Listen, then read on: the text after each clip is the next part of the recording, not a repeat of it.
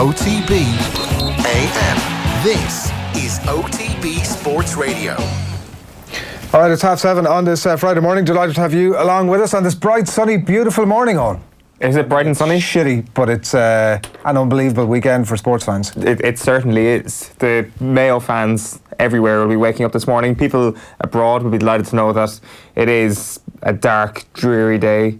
Rain is lashing. I have heard that is what Mayo fans want. That is what the Mayo players want. That is what the Mayo management want. They want this to be a slog of a weekend. Level all the factors as much as you possibly can. Like, absolutely. And entirely unexpected as well, obviously, this time of the year. So I think it's an added bonus for them. I think we need to have a moment of silence for the Dublin fans with no shelter in Hill 16. They're the real people we need to. I think they lap it up. It'll be like jerseys off territory. That's sort of, you know, they're like the Newcastle fans, aren't they? In a lot of ways, it's like the grimmer it is, the more dedicated we can prove that we are, like the hardest of hardcore Dublin supporters. So the shittier it is, we'll take off our shirts and you'll get to see that we're really passionate about our county. Please don't do that, Dublin fans.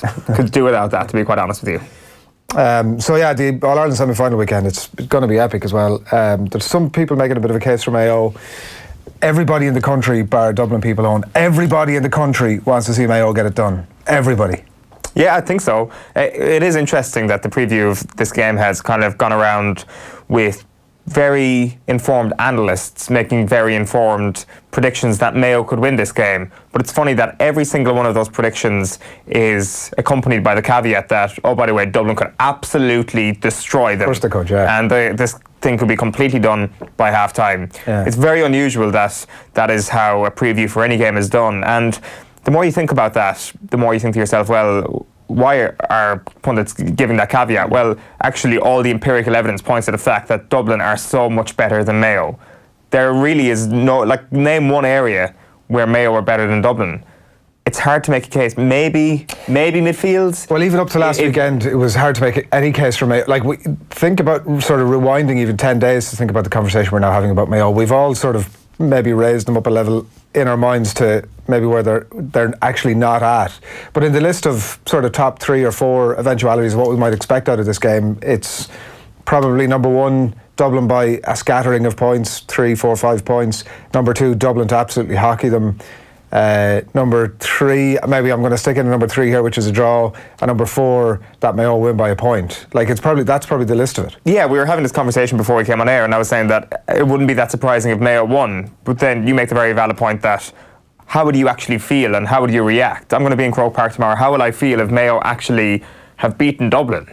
Well, it's going to be as incredible a feeling as I've ever had in Croke Park. Well, you'll be thinking at that point, money in the bank. Absolutely not. I'm thinking about what we've just witnessed. We've seen the takedown of the best team I've ever seen in my lifetime in that moment, and that will be a truly extraordinary moment. So it doesn't really tally with the idea that Mayo, it wouldn't be that much of a shock if they won. It would be a shock to all of us. We'd all be standing there gasp at this thing, wouldn't we? We'd be standing there going, I can't believe it, I've just seen, no matter what way it comes about. I think so, and I think even in fairness, like, you've got to say, thankfully, I do remember a time when Dublin were losing quite a lot. They are a fantastic bunch of supporters when they're losing. Not so much when they're winning, but when they're losing, they're great. And I would imagine that there will be close to 82,000 people in the stadium a couple of moments after the full-time whistle of Mayo have won the game as well, because we will have seen something truly extraordinary. As much as it would pain them, there'd be a lot of Dubs clapping as well. They are. That's what I mean. You know. So, but yeah, you couldn't convince me otherwise. Then you'd be thinking that Sam is coming home. Why? Well, because the very negotiable task of Tyrone and Croke Park just happens 24 hours later. Let's not get into the errorism, but I mean, I'm definitely, that's in your mind, that's what you've done. Are you asking me would I rather play Dublin or Mayo in an All-Ireland final? I'm not asking you that. Of course it'd be Mayo. Anyway, so that's that. The Rugby World Cup warm-ups obviously kick off this weekend, and it's crunch time for a bunch of players. And obviously the Premier League kicks off tonight. The window slammed shut yesterday. I was actually disappointed in myself yesterday with the marathon that we had with the OTB Deadline Day special, 17-hour marathon that wrapped up midnight last night, that there wasn't more shouting. There should have been more shouting. There wasn't a huge amount that happened in our watch between 12 o'clock and 2 in terms of like confirmed news. There was Kieran Tierney was having his medical, David Luiz was having his medical, but there wasn't enough shouting really for me. There wasn't enough reason to shout, but I mean, we could have sort of faked a bit of shouting. What I wanted to hear at 5 o'clock yesterday was the sound effect of a prison door closing, but that did not happen. So yeah, you must be pretty pleased. Like, Arsenal have done some good business. absolutely delighted. I think the delight kind of comes from the fact that the window was looking like a complete and utter catastrophe at a certain point, that Arsenal were about to get Manchester Uniteded by Crystal Palace, in the sense that they were about to do to Arsenal what every other club, what Leicester did to Manchester United, which is, the Wilfried Zaha thing will go up and up and up, and Arsenal would eventually shell out 80 million quid for him. Which one of those are you most excited by? Well, in the here and the now, it's Nicolas Pepe, followed closely by David Luiz. Kieran Tierney is an absolutely outstanding signing. Gabriel Martinelli is one for the future. William Saliba is one for the future. Which one of those is the most likely to be a disaster of a signing? Probably Nicolas Pepe, given the transfer fee. Nicolas Pepe is the most likely to be a disaster, but I don't have much faith in him being a disaster. I think he's going to do quite well. Once you pay £72 million for any football player, there's always the potential for that player to be a flop, especially when he's a club record signing and one of the biggest signings at the window. So yeah, Nicolas Pepe for me. I think if the photographs, the sort of post-signing photographs are to go by, David Luiz should be the player that you're worried about. He looks like an absolute clown. He's sort of, the social media guy has said to him, look at David, show your passion in the, that one's not supporting my argument, but regardless, show your passion in the badge, tell us, what Arsenal means to you, having travelled all the way across London. We've got that picture there that sort of features in a lot of the newspapers this morning. And he's a guy who, obviously, for people who are listening in, it's David Luiz with fists in the air, jumping up in the air in a photograph studio somewhere. Obviously, he's not been the most consistent player in the world. Even somebody of the gravitas of Pat Nevin was on with Joe during the week talking about how he's struggling to keep the faith with David Luiz, that this is a guy that's just going to let you down. Hold on a minute. Let's come back to the original point. You're basing that argument on the photos. Well, he looks like a total clown. What's he? So social media guy said to him, David, come on, let's show your passion in the badge here, let's do it. And he doesn't even have the balls to say to the social media guy, listen, dude, not happening, I've got an image to protect here. What a load of horseshit, to be quite honest with you. That is absolute and utter nonsense from you this morning to actually base. You're obviously trying to rile me, and I kind of accept that you're just here to make good television or whatever you're trying to do here. I'm not sure what your aim is. An absolute looks like a load of crap. What does that have to do with the quality? You asked me what signing am I most worried about. Yeah. David Luiz could be one of the biggest bargains that Arsenal have ever got on board with. A 2-season signing for less than 10 million quid. It's absolutely incredible work. I think it's unlikely. Can I ask you a question? How many players in the Arsenal squad have Premier League medals? None. Oh my God. David Luiz is a Premier League winner, Adrian Barry. Well, apart from that, I understood we were talking about David Luiz. Good morning to you. He has won a Premier League. He's actually good at football. I understood. Did you realise this? I understood. This is just a pointless so every player that's won the Premier League. If you don't realise David Luiz is a Premier League winner, then I'm done with this. Listen, simple as that. You get that. I understood David Luiz won the Premier League. Okay, outside of David Luiz, how many Arsenal players? Well, I would have said no outside of him. Well, you're correct. Finally, you've got one right. That was actually the point I was making. I understood we were talking about David Luiz and he was not included. But you can't tell me that every player that's won the Premier League is a fantastic footballer. How many players in the league how many games in the league did David Luiz play when Chelsea won the Premier League under Antonio Conte? I mean, you're going to tell me obviously most of them. 33. Yeah. What's your point? I mean, I'm just saying that he's a guy that the most staunch defender that I've ever heard of, David Luiz, and a better football mind than me, is on off the ball this week, just saying that he is... Pat Nevin is not the most staunch defender of David Luiz. He is a massive defender of David Luiz. Anytime I've ever heard him speak about it, he'll defend him to the last. And what's Pat Nevin's association with the club? It's Chelsea. What's your... Lo and behold, Chelsea pundit doesn't accept player who is throwing his toys out of the pram at his football club. So you're saying David Luiz threw the toys out of the pram at Chelsea? Yeah, a little bit, yeah. Well, that doesn't reflect amazingly on him as a professional footballer. No, not amazingly. But guess how many Premier League medals he's got in comparison to everybody else. You're chipping away your own theory here. You seem to be sort of raising this guy up as the second coming of Jesus. When did I say that? It's because you're saying he's this fantastic footballer. He is a fantastic footballer. Well, actually, he absolutely is a fantastic footballer. The one sort of thing that he probably is a fantastic footballer. Whether he's a fantastic defender or not is another entirely other question. Has this guy got any flaws?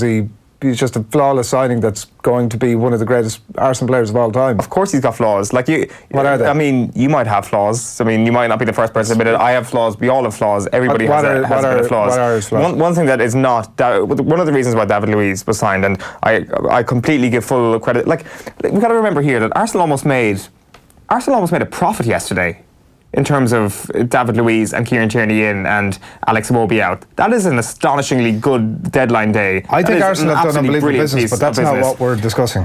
David Luiz is a leader. He is somebody who inspires teammates around him. He may be a little bit crazy at times, and I think that's what you're trying to get to here. You're trying to get to the character of the guy, basing it on his photograph. He is a bit of he can be erratic at times, there's no question about it. He's a brilliant footballer and he can be an outstanding defender. He is harshly treated because he is erratic. It's as simple as that, and I just don't accept that. I think it's a very lazy analysis of David Luiz. Fair point, but it's in that context I would say to the social media guy, I ain't doing it, because he's aware of that. Why? Why change now? Because you've literally, it's day one at your brand new club that's a stone's throw from the club you've just left. You're grabbing out of the badge, you're jumping around like a pleb. I would say I have a perception of my character here that I need to protect, and it's for that reason, dude, I ain't doing that. So was he like really calm and placid and refined when he joined Chelsea for the second time? What do you mean? Like when he went back to Chelsea, I don't recall him not being this sort of sideshow Bob character that you're trying to. I mean, I'm not saying I would never have used those words. I'm not making. You called him a clown. Sideshow Bob is a clown. He's got big hair. Sideshow Bob has got big hair. It's not. It is in would no he prefer if I called him crusty? Whatsoever. It's in no relation to his hair whatsoever. Anyway, that's my point made. I think it's absolute and utter nonsense. Hopefully there's better stuff out of your mouth this morning. It's a reasonable point, I think. It's just gone 20 to 8 on this Friday morning. I think we're off to an absolute flyer. You can agree. Do keep your comments coming into us. Do you think David Luiz is going to be the greatest Arsenal signing of all time, as Eoin would suggest, or should he be better off just keeping his head down for the next while and telling the social media guy to sling his hook when he comes looking for some crazy photographs? Right, here's what's coming up between now and 9:30. I may or may not have misrepresented what happened in the last few minutes, but what the hell about it. We are going to tell you what's happening in the back pages in just a few moments' time. A couple of interesting stories there, particularly some team news ahead of those All-Ireland semi-finals this weekend. We're going to talk all things Liverpool, because they haven't been very busy, particularly busy at all in the transfer window, but they do get the Premier League season underway tonight when they take on Norwich, and getting away to a quick start will be just the tonic to appease, I'm sure, all Liverpool fans who haven't seen any really great names come into the club over the last couple of months. Enda McGinley is going to talk all things Tyrone this weekend ahead of those All-Ireland semis and see if they can get one over on Kerry. We're going to continue our GAA chat in the company of the Donegal coach, Stephen Rochford, former Mayo manager, of course. I'm sure still licking his wounds after last weekend. And also getting his thoughts on, he's faced up against most of these teams that are left in the championship at this stage, so I'm sure that'll be an interesting conversation with Stephen Rochford around 8:30. We're going to talk rugby with Big Mike McCarthy. Is going to talk about particularly the debut for Jean Kleyn and that Ireland team to take on Italy tomorrow afternoon, and we're going to talk a little bit of a coaching clinic for you. We'll tell you more about that just after 9 o'clock. Sports news coming your way, but all the latest at about 9:15. But right now it is time for the papers. Join Off the Ball in Abu Dhabi this November 17th to 23rd for the inaugural Off the Ball Open. With flights from Dublin, 5 nights in a 4-star hotel, golf on 2 championship courses, gala awards dinner, Peter Lorry golf clinic, and a live Off the Ball roadshow. You can also hang out with some special guests, including Kevin Kilban and Kieran Donaghy. The inaugural Off the Ball Open. Book now at CassidyTravel.ie and check out offtheball.com. All right, it's nearly 8:15 on this Friday morning. Delighted to have you along with us. Here's what's happening on the newspapers this morning. We're going to start with the Irish Independent and its team news ahead of the Dublin Mayo game at Croke Park tomorrow evening. And the news is that Michael Darmacawley may be the one to make way from this Dublin team. There's indications from Conor McKeown here that James McCarthy is certain to start, he says, but where exactly that will be depends. It could be in midfield, it could be in defence, and Michael Darmacawley, the player to miss out, it seems, there, and that Cian O'Sullivan to return to the side at centre back, having sat out the last couple of games. So that's the team news. Dublin leak. Unusual. Yeah, very unusual. This kind of has the bang of a back page of the Irish Independent before a Six Nations game, which has a really weird feel. Like, just for people who don't recognise that reference, like, I mean, 9 times out of 10 that means a correct team is leaked from Joe Schmidt's camp somewhere with very, very good information, which tends to get circulated as one of the national newspapers. I don't recall it happening with Dublin in quite some time, and like, you trust that there's like some very, very good information coming here. To be fair, the piece does kind of weigh up 2 different options. It's not saying this is definitely going to happen. There is a suggestion that Michael Darmacawley might lose out. Like, why will Michael Darmacawley lose out? It's nothing to do with his form. I think he's been really, really good this year. It's to do with, 50 minutes, 55 minutes on the clock and Mayo are still in the game. He is one hell of a weapon to bring in. And scoring goals galore as well, like he's coming in off the bench. But I suppose he can feel sore. He's having a good season.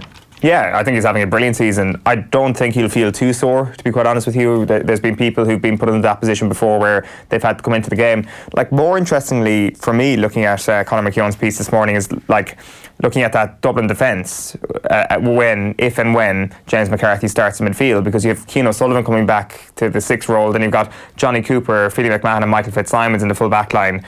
Very familiar look to it. Like, we talk about how Dublin are constantly evolving and constantly changing things over the years.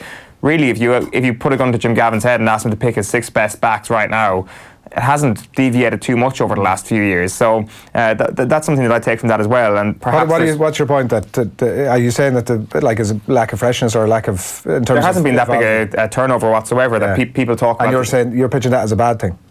I'm not in the current context, but I'm talking about the future. When we talk about the future dominance of this Dublin team, when the likes of Philly and Johnny Cooper and Michael Fitzsimons do end up leaving the panel because they're all getting on a bit at this time, is there somebody good enough to actually step in, to actually hold down and be a stalwart of that Dublin defence? I'm not actually sure there is. Like, last year we saw Eoin Merchant come in, and to be fair, Mossy made the valid point that he was there for very specific games last year, and that's why he had such a presence last season. But I'm not sure if there is that next defender coming through who is going to be part of a defence that is, in the year 2019, 6 years on from them being stalwarts as well, playing every single game or being Jim Gavin's go-to guys. Now, granted, they still have great players in that position to come off the bench as well. What you're saying is when they're pushing for the 8 in a row, they might be sort of scratching around for defenders. Big alarm bells ringing.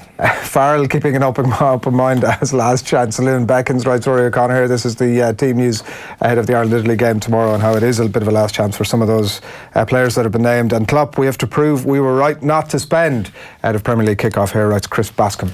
Back page of the Herald as well goes with McKeown's story. Mac role is key.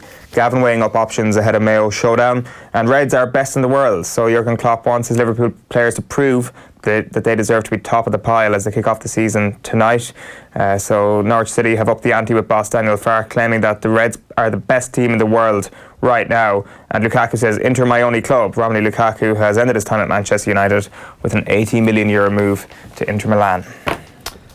David Luiz is on the front page of the Irish Examiner this morning. Great photo. Looking just like a normal footballer who's really determined to get ahead with the season and make sure that his brand new club, that's stone's throw away from his old club, that he makes a big impression. So that's David Luiz there. Who won the window is the question that's asked.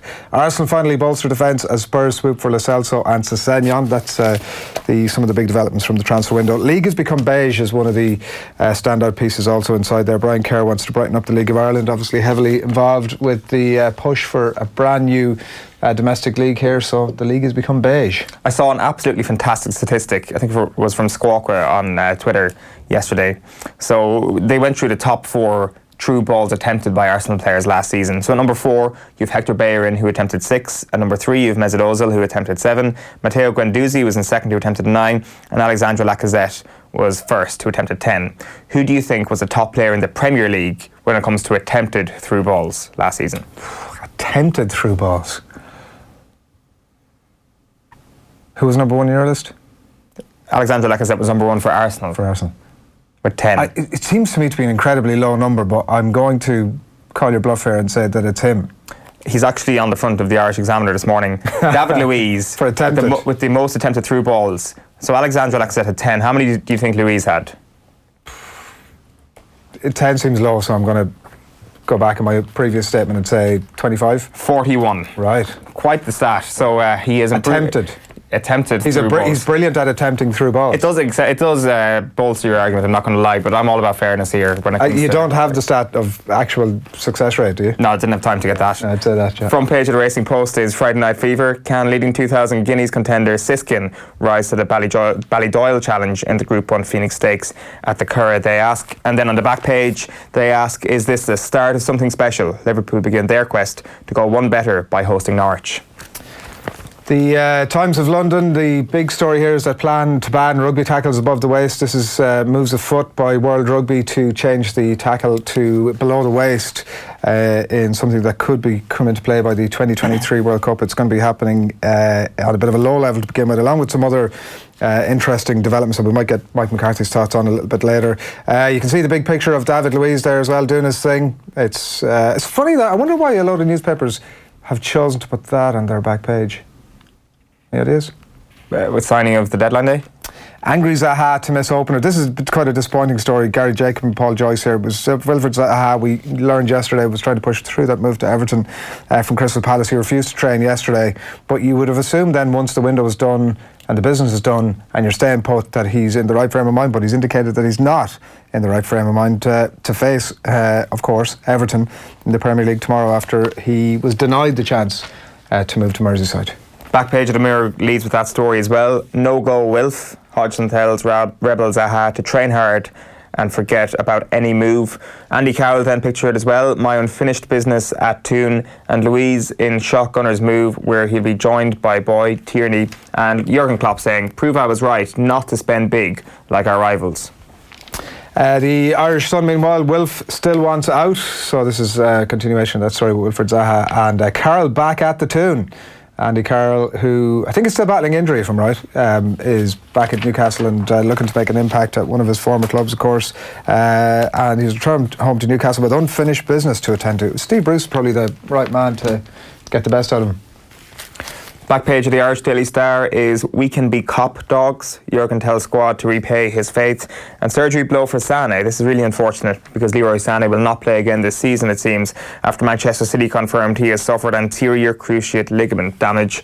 And he's got a 24-page Premier League pullout in the Star as well. And Kieran Donaghy, do or die Mayo, can take down the Dubs. He was, of course, on the shot clock yesterday, predicting that Mayo were going to win by 1. And he does say, kind of back that up this morning and is going with Mayo to win again. He says, I feel Mayo will take down the Dubs. Interestingly, he says, if you remove Dublin's 7-point win in the 2015 All-Ireland semi-final, there's been just 3 points separating the teams in the other 5 matches. And then if you look at Gavin's options beyond the starting 15, he says, over those 6 games, Dublin's bench outscores that of Mayo by 213 to 5 points. Mayo subs failed to score in 4 of the ties. So that gives you a bit of an insight into why exactly Jim Gavin might look at Michael Darragh-Macaulay as not being dropped, but as an option late in the game. One story that I didn't mention from The Sun was that Roy Keane's been in to speak with the England rugby team. It's an exclusive here by Johnny Fordham. He's been in to have a bit of a chat with them and talk to them about, how to do well at a World Cup. Maybe not so much that, but certainly talking a little bit about his career. He had lunch apparently with the backroom staff and was just generally in there to inspire them. It's great things. Very interesting. Eddie Jones knows just as well how to do good stuff at a World Cup. Eddie Jones is fascinating actually in this regard. I mean, are we going to see an Eddie Jones special over the next couple of weeks and months from an English perspective? Because in what sense? Like when he first comes in and has a brilliant Six Nations immediately with England, you're thinking to yourself, right, 2019, these guys are going to be front runners for the World Cup. All of a sudden then things start to turn south. Obviously started the Six Nations this year very well, but I think even at the end of this year's Six Nations you're looking at England as somebody who still has Eddie Jones as a bad label rather than a good one. I don't think so. I think when you go into a World Cup, he's somebody that you want in your corner, and I mean bringing somebody in like Roy Keane, there has to be some sort of method to that. Yeah. And they got to keep it. Perhaps he didn't hear about Saipan, maybe he only knows about 94. The Irish Times this morning, it's rugby all the way here. Opportunity knocks for Japan hopefuls, writes Jerry Thornley there. Murphy and Conway looking to win in the Japan numbers game, writes Gavin Cummins-Key. That's crunching some of the names that may not make the cut and who have a last gasp chance this weekend to put their name at the pecking order, specifically Jordy Murphy and Andrew Conway, and more there about the tackle height and also about the All Blacks. That's from page of the Irish Times sports section today. Andy Carroll is pictured on the back page of The Guardian. Look who's back in Toon. Andy Carroll, that's not me putting on a Scottish accent. Andy Carroll comes back home to Newcastle on a free transfer 8 years after he left for £36 million. So 8 years ago, Andy Carroll, £36 million. Alex Iwobi yesterday, 8 years on for the same price. Silver lining then, Everton give up the chase for Zaha to sell it for £35 million. Iwobi, they also say on the back page of The Guardian. Why would you be putting on a Scottish accent? Because the headline is Look who's back in Toon. Yeah. If you pronounce town in a Scottish accent, how do you pronounce it? Well, probably that's Toon. The Newcastle. I know that. People who are listening and can't see the words Toon. Newcastle. That's why it's called the Toon. I know that. I get that. It was a joke, Adrian. It was a joke. It was. I mean, Sané's big loss. The Irish Daily Mail this morning. This is City star loses out on 21 million Bayern switch after suffering a cruciate ligament injury last weekend. Pretty unfortunate stuff. And Ireland look for liftoff. This is a picture of Joey Carberry there ahead of the Ireland-Italy game. There's a lot of pictures of Wilfried Zaha looking concerned. There's a vast array of them, and there's another one here on the front page of the Daily Telegraph sports section.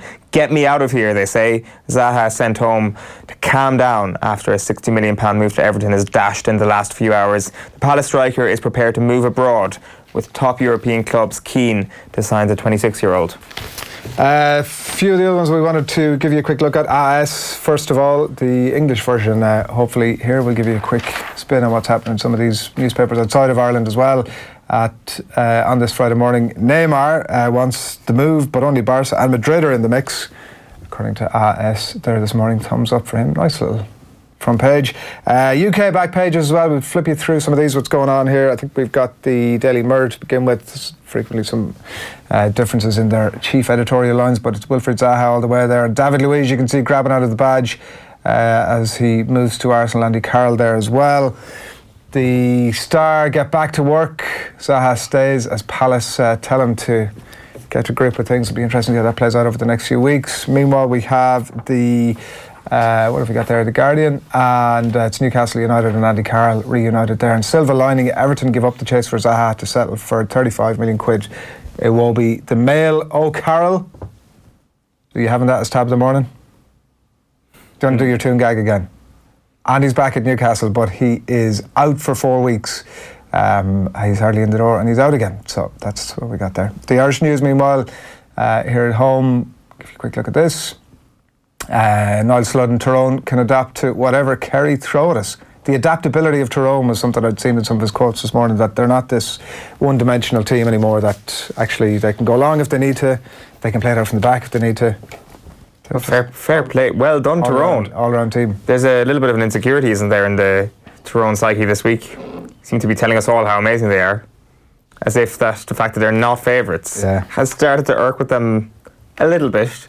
The fact that a bunch of kids are 1 point favourites against them, but it doesn't matter. I'm sure they'll get the business done on Sunday, Tyrone. Put them back in their place. No, that's not true. Generally, like, it's funny with in sport how often where teams are like the slight underdog that come out and tell you how amazing they are, and actually, obviously, in case like Dublin's case, you have to keep telling people that we're grand, but there's still so much room to improve. You never do that when you're the underdog. You're not like, yeah, you're right. Yeah, geez, we've got a lot of room to improve here. How many times do you think Mickey Hart will say they wrote us off all week long if Tyrone win on Sunday? You're right, though. Who's written them off? Well, just by the nature of Kerry being favourites. Who's written them off? I mean, people will be predicting that Kerry are going to win the game. Don't think that's actually the case. I think there's actually been a fine balance, if not more of a leaning towards Tyrone in predictions this week. Certainly on off the ball, yeah. Going against favouritism. Slight favouritism, yeah. It's only 1 point favouritism, so it's much of a muchness, really, isn't it? But I'm sure he'll be delighted that the siege mentality worked come Sunday. That's what's in the papers this morning. We are going to talk more GAA in just a little bit. We've plenty of that to come. We're going to talk Liverpool as well with Gareth Roberts of the Anfield Wrap. You're going to be a busy man this weekend. I am. Go to Croke Park both days. Scouting mission tomorrow, ahead of Sunday, and obviously ahead of the final to sort of weigh up the opposition. Yes. What are you expecting tomorrow? What's the Eoin Sheahan call? Dublin will win tomorrow. Comfortably? Not sure if it'll be comfortable. I don't think you can ever play against Mayo when it's fully comfortable. And I'm looking at 6-7. I'm not sure what the handicap is. I think it's 5. I think Dublin will cover that. 6, I think, is it?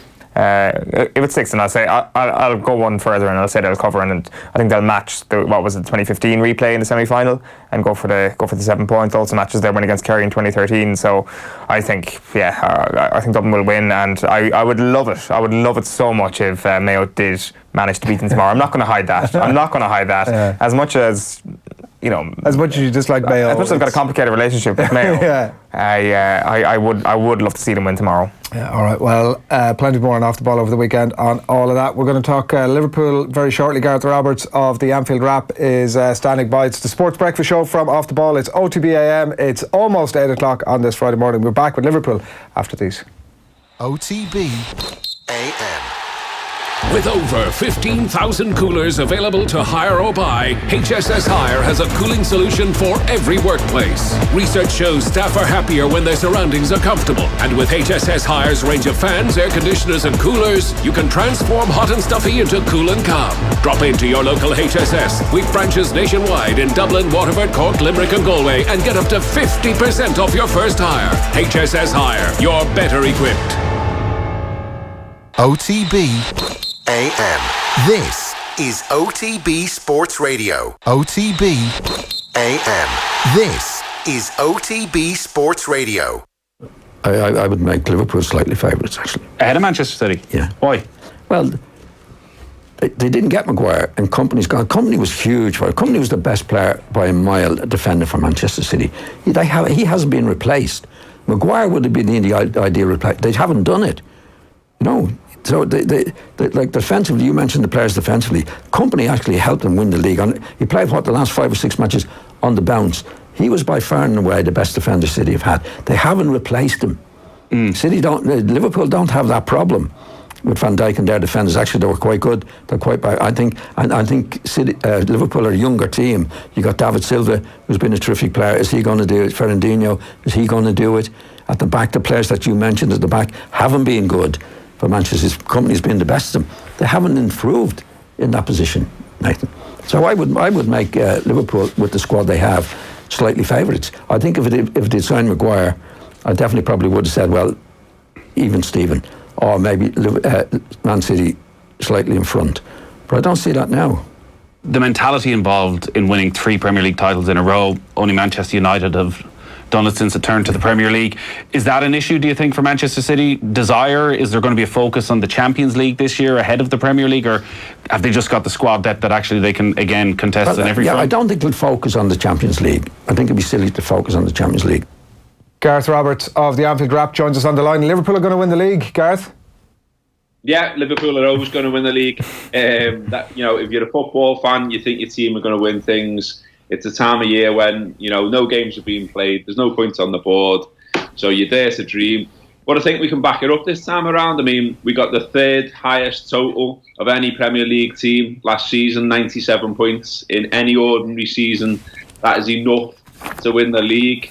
And nothing tells me that, this team is going to fall off a cliff. It will be there yet again. Obviously, there's Man City there. Man City are a great side, a great manager. But I obviously fancy Liverpool. I'm a Liverpool fan, and I can't wait for the season to start. What are your levels of concern? Because that's the big thing about the hangover from last season, the investment of energy that went into it in terms of the Champions League and obviously coming up short in the Premier League. What are your levels of concern about the hangover from that? I haven't got one. No concern at all, because we've been in 2 consecutive Champions Leagues. We've got 97 points, as I mentioned, and I just think confidence is through the roof. I don't think there's a hangover. I think these players mentally are in the right place. I think the manager consistently gets them mentally in the right place.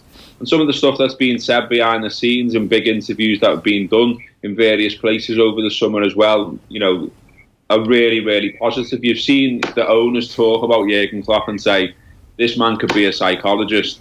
This man could be a CEO of a major organisation if he wasn't involved in football. And I totally agree. I think we've got a brilliant leader at the helm, and everyone at the club is right behind them, including all the players. You saw that. That's why we've got to 2 Champions League finals. That's why we've got to various other finals. He gets the most out of players. That's why players want to play for him. He's also showing a pathway for the kids. You got Ryan Brewster coming through this season. And okay, we could have gone out and spent £80 million on a player, but instead he's trusting a player like Ryan Brewster to come through. And what that does is not only spurs him on, but in the future, when there's a promising player in Manchester United, Liverpool, Chelsea, Arsenal, Man City, etc., are all going for the same player, which happens all the time because there's no secrets. Liverpool can say, we can show you a pathway to the first team. Look what Ryan Brewster's done. And I think that's what's going on. Jurgen Klopp doesn't think, and his team, they don't just think about the season ahead. They think long term. £50 million is being spent on a new training base to bring all the Liverpool teams together in one place to work together like a club should. And again, it makes a lot of sense. I understand why people get panicky and they want new faces, and we all sort of live this lie that transfers are everything, but they're not. You know, cohesion and confidence is just as good as buying a new player, and Liverpool have got cohesion and confidence, so there's every reason for me to believe that Liverpool will be right at the top come the end of the season. You say Jurgen Klopp could be a psychologist there, and I think this is a very smart psychological move from Jurgen Klopp, the way he's spoken during a transfer window which hasn't really produced any big signings. He says that big teams stay together for a number of years, and we often wonder, why is it exactly that players work that bit harder for Jurgen Klopp than most other managers? And perhaps it is that true belief that they believe that he believes in them, and like that is a really smart thing, that if you can tap into that perhaps their strongest resource is the fact that the manager and players, that trust that they have with one another is just so strong. Absolutely. I mean, you look at Divock Origi and what he did last season, and the fact that he was able to haul himself from nowhere to become, you know, such a vital cog in a machine that ends up with the European Cup. And that's brilliant psychologically, because, you know, it must be really easy to sort of go through the motions and think it's not really for me, this, and at the end of the season I'm going to be off, I'm going to have to go somewhere else. Instead, you know, he's a star man against Barcelona, he's scoring in a final, he did what he did against Everton, he scores a crucial goal against Newcastle, etc. And, you know, from the manager's perspective, if you're dealing with Divock Origi and you've got him to sign a new contract, which happened over the summer, if you then buy another forward and just knock him back, you know, he's back down the pecking order, what does that do to Divock's mindset? But what it does to his mindset, because he's stuck with him, is that he'll achieve the most he can achieve in his football career because he believes in the manager, he thinks the manager believes in him, like you say, and that's what he's doing with his players. He's really careful about who he recruits. And while there's lots of hand-wringing about Liverpool's transfer business this summer, look at Liverpool's transfer business full stop under Jurgen Klopp. There is barely a dud there, and that is for a reason, and that is because what they're doing is smart. You may as well hang on to your money and buy a player that you're sure about, because we all know that any transfer at all is a gamble. But Liverpool are trying to make it less of a gamble. I mean, you know, down the years, I can remember, you know, Rafa Benitez. I love the man, he brought us the European Cup, but he would always sign players at any opportunity he had to sign them.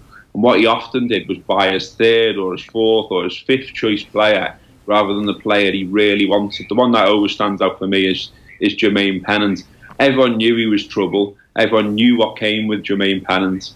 Rafa bought him anyway, and now and again he turned in a performance, but ultimately he failed. But everyone could see that coming.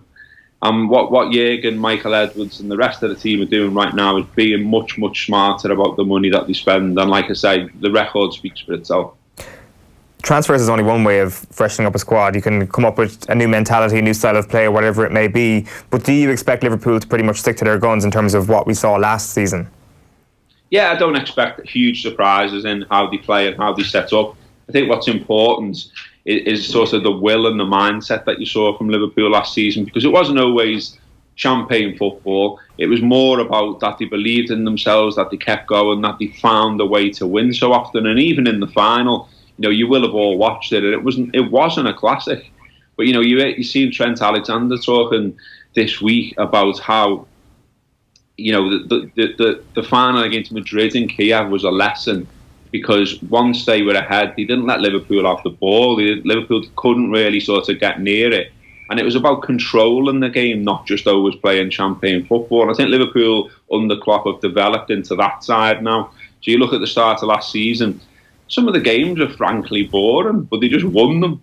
Other times, you know, I think other fans were looking into our world and saying that looks a little bit lucky. But that's what we always used to say about Manchester United under Alex Ferguson.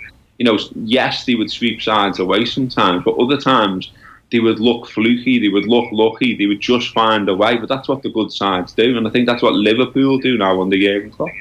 The only concern, obviously, is that, you know, they've been playing that style of football now for a couple of years, and like teams will have started to cotton onto it, and not bringing in a player, a marquee signing that you can help build a team around. Particularly in Liverpool's instance, I think people were talking about maybe freshening up that midfield, but so it doesn't allow you to tweak up your system around a new player. So that might be the one sort of chink in the armour here.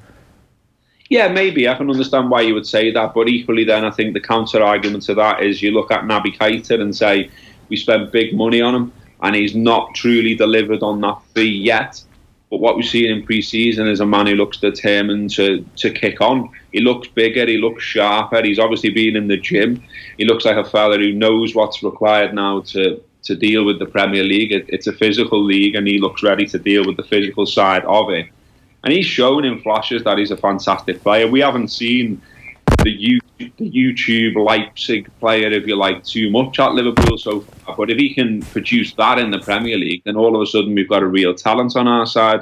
And you think about Alex Oxlade-Chamberlain returning also. I think you can get more out of Shaqiri as well. Brewster up front, as I mentioned earlier, is now ready to play in the first team too, by the manager's own admission.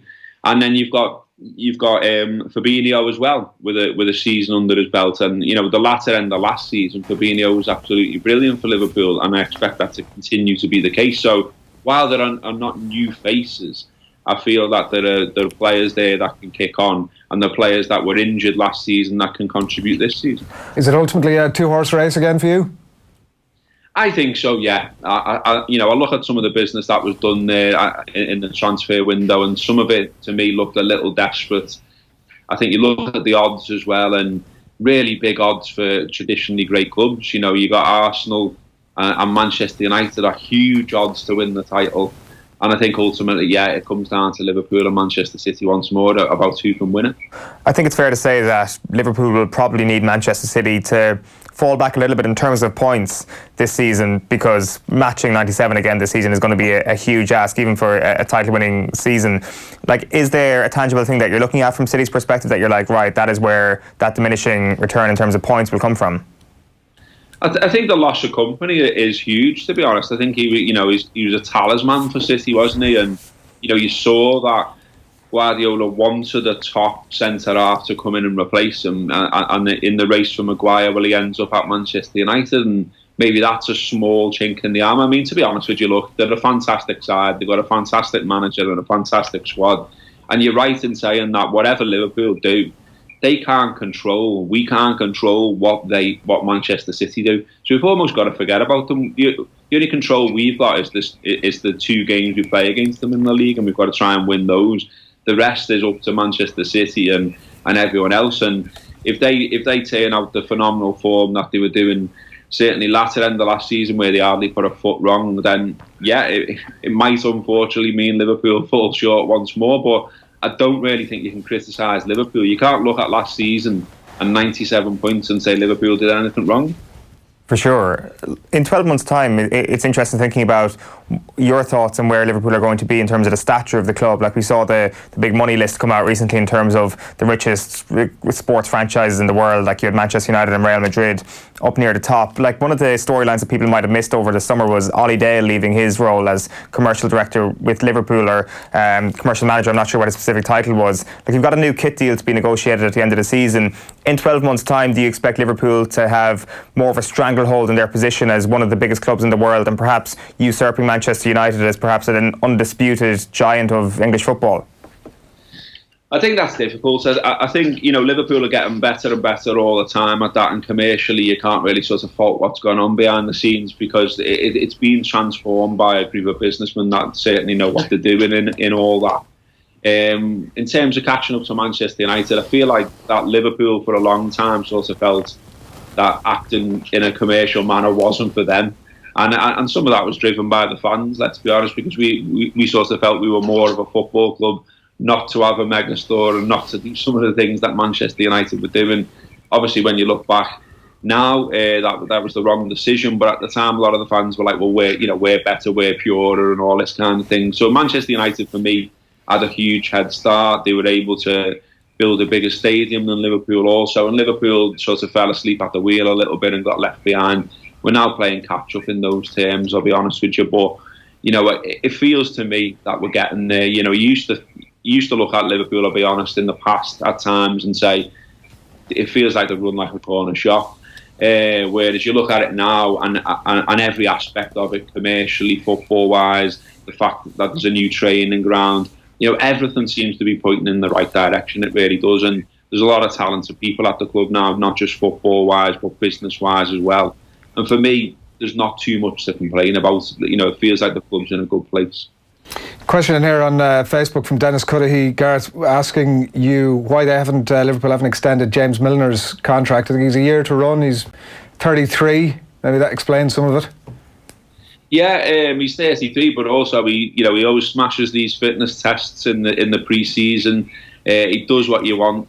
He'll play where you want. He moaned a little bit, obviously, about playing at fullback. There's every chance, if there's an injury, that he finds himself there again this season.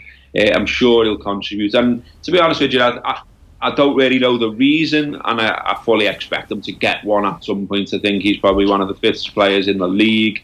He said himself publicly that he's happy to sign, that he's expecting talks, and I'm sure it's on the list. I mean, there's other players there as well that you could make the same argument about, like why haven't we tied down Joel Matip given his performances last season? Because he's gone from a player that you may be expecting to slip out the door on a free to a player now that everyone wants to see signed up because he's been fantastic. So I'm sure it's on the list of things to be done. They've obviously been scarred on the transfer market fairly lately. They've been ready in the team for the new season. I expect as the season wears on that James Milner will get another deal because he's been fantastic for Liverpool, not only in terms of being a great footballer, but also in an almost captain role. All the other players clearly like him. The fans like him as well. He's very much not boring, and he deserves a new contract. I agree with the person writing in there. Yeah, one last one from me. One of the players that did come in was that young Harry Elliott from Fulham. Yeah. Some interesting things to say after the Community Shield. Did that go down well with the fans? The McDonald's Cup stuff. Yeah, I've seen it. This seems to happen now with any sort of young signing that someone somewhere will trawl through social media history and drag something out, and then it's made into a big deal. Look, he's a teenager, and you've all been teenagers. I've been a teenager, and if you didn't make a mistake in that time, well, good luck to you. That's what the lad did. It gets blown up because he's at Liverpool, and Liverpool are a high-profile club. Look, it's a mistake. It's a mistake when it's blown up in public. He's apologised for it, and I think we move on. He's a kid. I've made silly mistakes, like I say. I'm not going to discuss them with you here. I'm far away from being a teenager these days, but I'm not too concerned about it. Look, it didn't look great, did it? We can all say that. But he's apologised. We move on, and he looks a good footballer. And finally, swatting Norwich aside tonight, a obviously a quick start for Liverpool to avoid that possibility of a hangover, I suppose. Yeah, absolutely. I mean, we've been discussing it on the Anfield Wrap, and I've been saying there that, once upon a time, you could maybe get away with a draw and you wouldn't be too bothered. You would write it off as an early season and that kind of thing. But the league's been transformed, hasn't it? The bar to win it is unbelievable now because of what Manchester City are doing. So Liverpool have absolutely got to win. We've got to get 3 points on the board. We're playing before everyone else as well, so we can get up everyone's noses that way. And yeah, it's a continuous sprint from sort of now until May, rather than the old cliche of it being a marathon. So yeah, Liverpool have got to start with a win. I fully expect them to. I think Liverpool have started seasons well now for a number of years. I think the last time we were beaten on the first day was under Brendan Rodgers when we lost away to West Brom, which is about 7 years ago now, I think. So yeah, fully expect Anfield welcoming the European champions back. I think that will get everyone's blood up, and I think we'll have too much for Norwich tonight. Good stuff, Gareth. Thanks a million for taking the call. Cheers, boys. Gareth Roberts there of the Anfield Wrap for the first time this season. I'm sure we'll be hearing much more from Gareth over the course of the season on Liverpool as they build that guaranteed title, as he's saying. I think it's going to be tough for them. I really do. I don't know. The more you listen to him, the more you were convinced. Yeah, he makes a compelling case. It's more to do with Manchester City, isn't it? Like I don't fancy Liverpool getting 97 points again this season, but I fancy Manchester City getting 98 points less.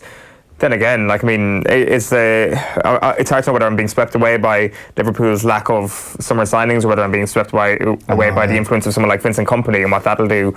Like, you have to have a bit of a concern about Manchester City at the heart of their defence.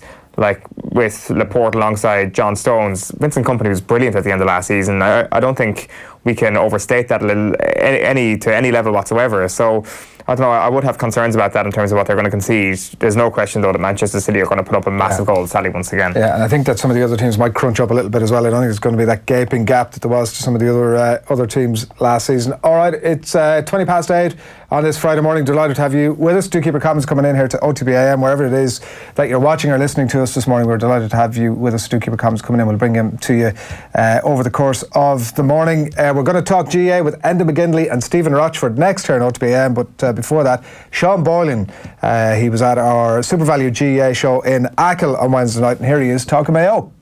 Of all the matches over the years, this is the one that I give them more chance than anything else. Why?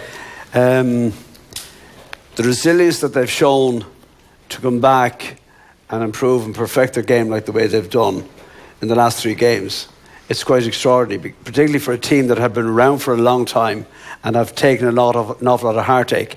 It's for all the world as though they're like gladiators now, you know what I mean? And they're just relentless. And some of the forwards that they have found and brought in, how well they're playing. Now, I know Jason, if he's not right, he'd be an awful loss altogether. But they are playing like it's not just a one-man band anymore. Mayo will get scores from anywhere now. And to me, the most important thing is that they're having a cut at it. They're having a shot at it. Before this, there was always they were always really obsessed in getting inside what they call the D. Now, they're playing like Mayo can play, and I think that will be very different for Dublin. They won't have experienced that, and Dublin are probably one of the most remarkable teams that have ever played. But I think that Mayo have, not because I'm here, I'd say no different than if it was up at home. That I just think that because I think they are 6 or 7 points better than the team I saw playing Championship in the first part of the Championship. Like, he's just brilliant. You could kind of listen to him all night, really. He's short story, John Boylan. He's we've had him at our show down in Kerry. We've had him in Achill as well, and he does tend to hold the audience and also hold on to the presenters, it turns out. Really lovely photograph there of Damien Comer and, of course, Kevin Kilbane on his return to Achill, and Sean Boylan. It's some jumper, isn't it? It is. It's a great jumper. It pops off the screen. Cracking jumper. Great jacket. Pops off the screen. Speaking of homecomings, Nathan enjoyed himself. Willie Joe hasn't aged maybe a couple of years. A few grey hairs. Damien Comer there as well. So yeah, look at Liam McHale, another legend. It was a great night. The full piece is up on offtheball.com as well if you want to check it out. We played some of it out last night. There'll be more to come over the weekend, but when you've that group of legends and Nathan Murphy in a room, like, it can only be gold dust. So that's where we're going to leave Achill for now, but it is a bloody interesting weekend of GAA All-Ireland semi-finals. I'm delighted to say we're going to be joined on the line shortly by Stephen Rochford, the Donegal coach, former Mayo manager obviously as well, and currently by Enda McGinley. Good morning to you, Enda. Morning, man. Kerry, Tyrone obviously is going to be our first port of call with you. Forgetting about the pairings this weekend to kick things off, what's your power ranking of the teams that are most likely to beat Dublin of those that are left?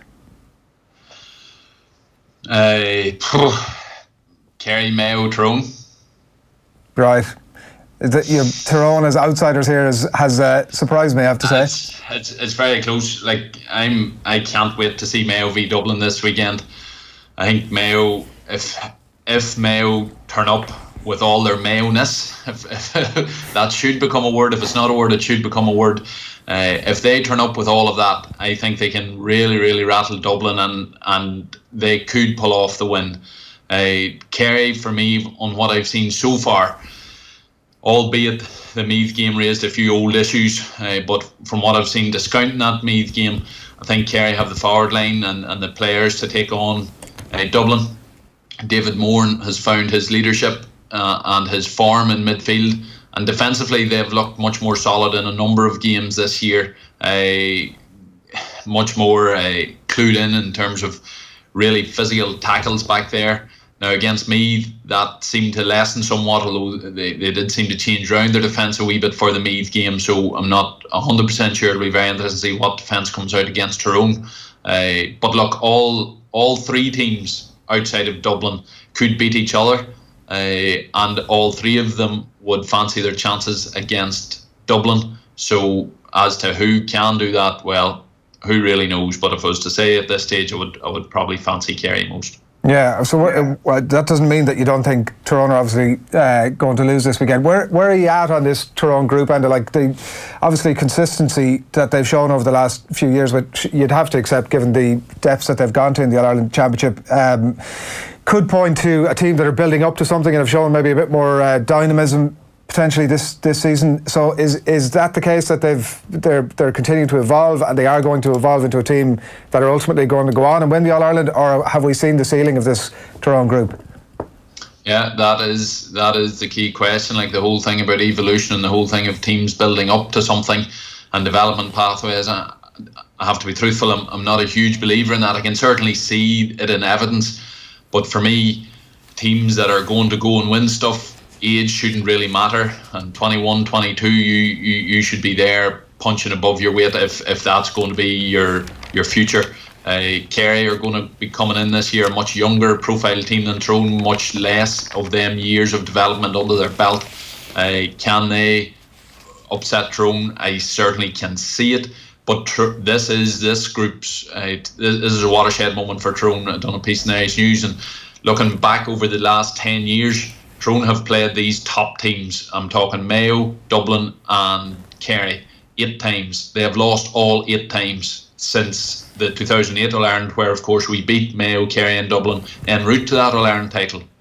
So Tyrone haven't beat any of them big dogs in this past 10 years. This current group have reached All-Ireland semi-finals and All-Ireland finals by avoiding them essentially in a draw. Now, in them years, Mayo have been weak and could have been taken. Kerry definitely have been weak and could have been taken if Tyrone came across them, but they didn't. So that challenge is still there. Tyrone need to be able to take down a top team. This last 4 for me are the top 4 teams in GAA over the past 10 years. Tyrone are in that group, but have never taken down another member of that group, whereas all the other teams have done that. So for this Tyrone group, Sunday is a massive test for them. They're against a Kerry team I rate very highly, but I think Tyrone have the qualities and the setup that are going to massively test that Kerry team. And to be honest, I'm still going down as a Tyrone supporter, and I would still fancy your chances, even though I'm sort of tipping Kerry. I tend to go with the team with just the best forwards, because often in tight games or games that are close to call, it's the forwards that win out.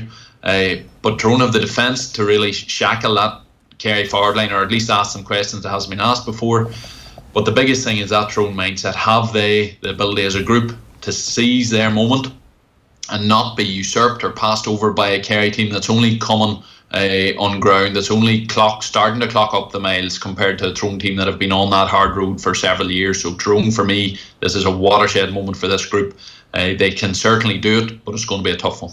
Declan Bogan, the Irish Examiner, this morning was saying that he heard from somebody very well connected to the Tyrone camp that after the second Super 8s game this summer, all you could hear in Tyrone training was Kerry, Kerry, Kerry, Kerry. It's the one game they've been focused on, the one team that they've been focused on, and I presume this isn't any news to you, and this is something that Mickey Hart tends to do quite well, this singular focus on an opposition, especially when it's Kerry. Look, Kerry hold a very special place in the Tyrone GAA mindset. They are a team that we were raised on their stories. All of us were raised on them Kerry Golden Years DVDs. All our parents look at Kerry through rose-tinted glasses, and so for any young player in Tyrone, Kerry are the be-all and end-all, more so than Dublin. Kerry defeated us in the 1986 All-Ireland final in a manner that left us all just left that imprint on our minds, and you've seen that in 2003. You've seen that sort of the group of players that I was a part of. That was our watershed moment. That had everything in us as footballers. We had to show that we counted, and it had to be against Kerry. Kerry are that benchmark as far as Tyrone are concerned. And nothing much has changed. They're coming with another great group of players, but it's ironic how history sort of, it's not that it repeats itself, but certainly the patterns are there again. This match on Sunday has many of the same patterns, many of the same setup compared to that game in 2003. The difference for me is in 2003 we were coming in as a very young team and Kerry were the proven team. This year Tyrone are coming in as the much more experienced team, the team that has done much more development time against a fairly young Kerry team.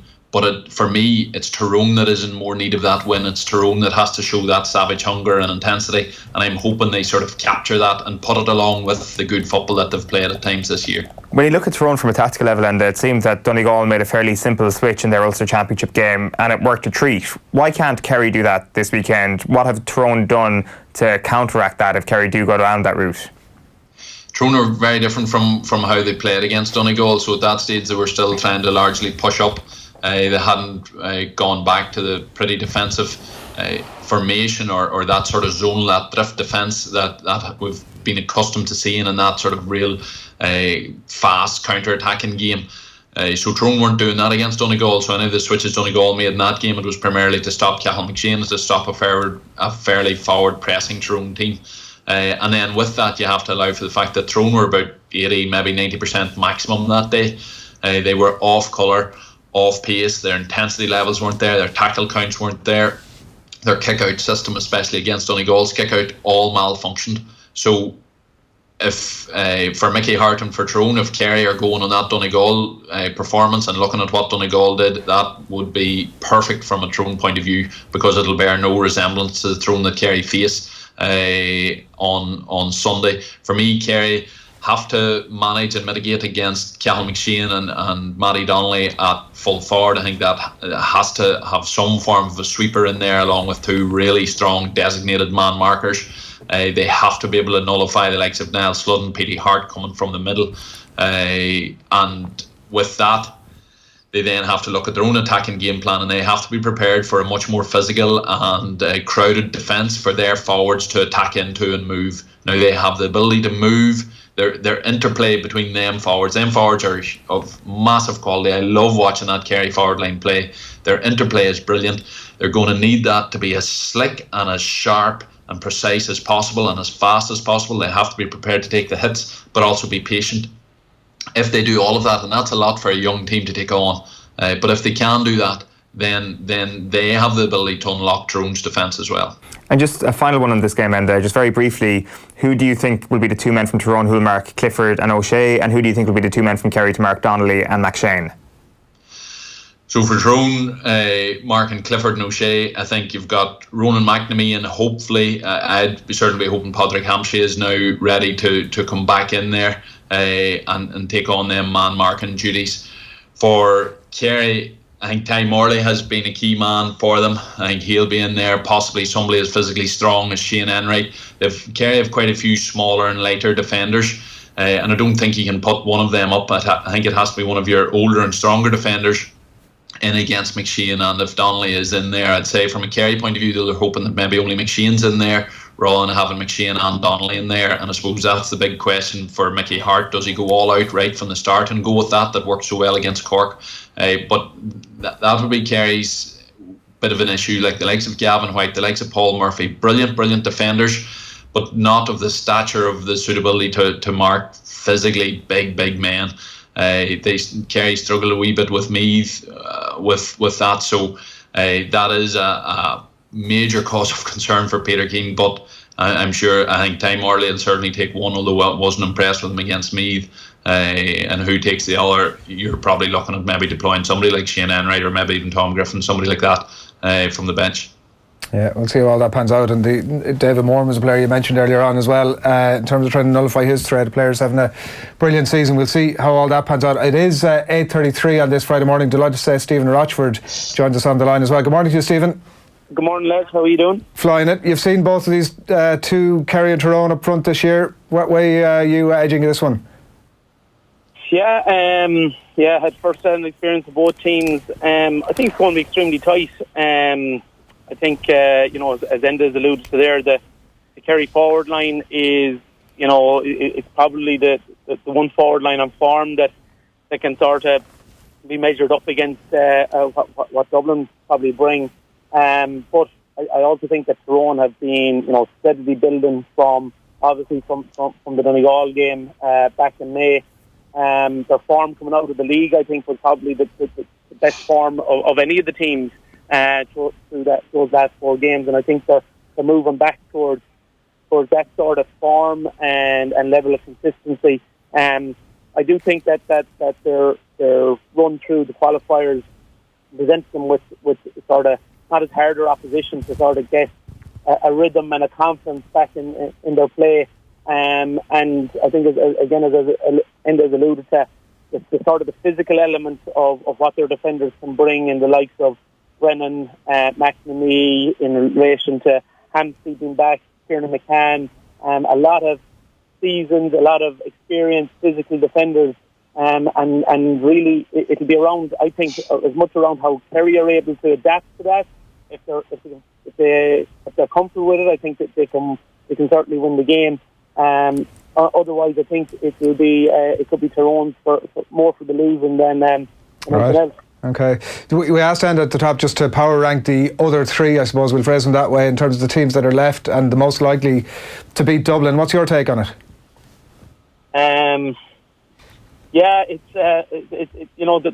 There's not much between numbers 2 to 4.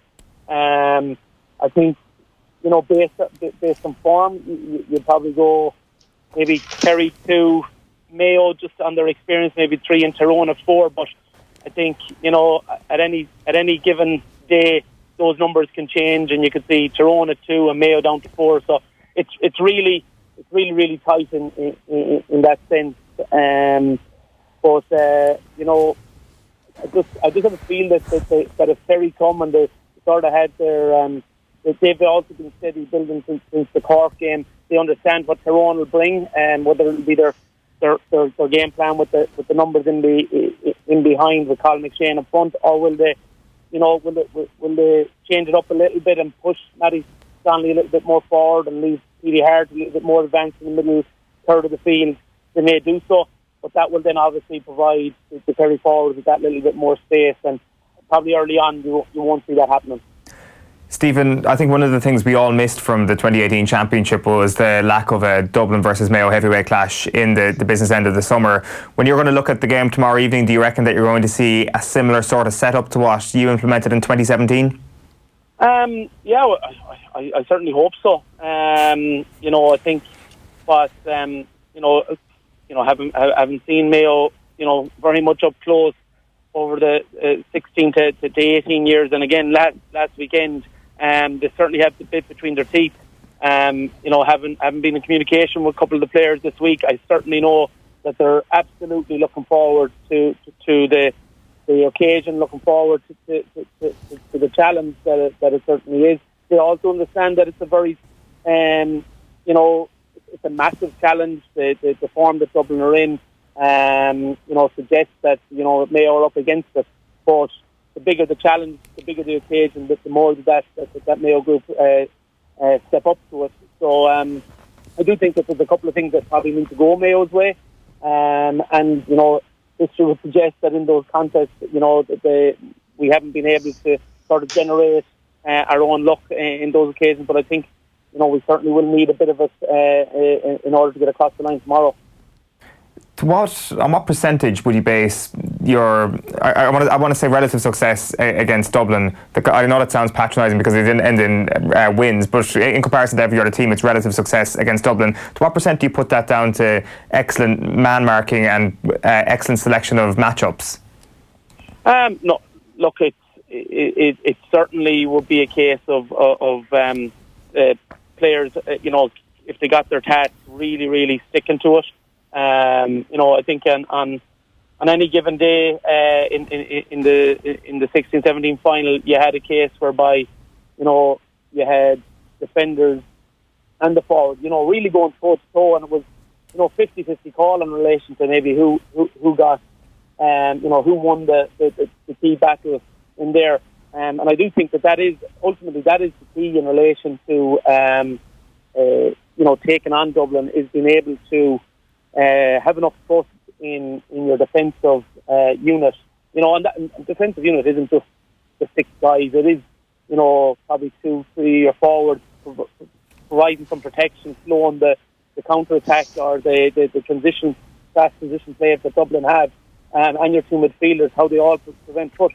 Ultimately, you do look at, the Paddy Durkins, the Lee Keegans, the Cullen Boys, Steve Higgins, Bryn Harrison, Chris Barrett, Donald Vaughan, Stephen Cohen. All those guys have been detailed a job in it, and in each and every one of them has been able to provide sort of, I suppose, some level of success in those matchups.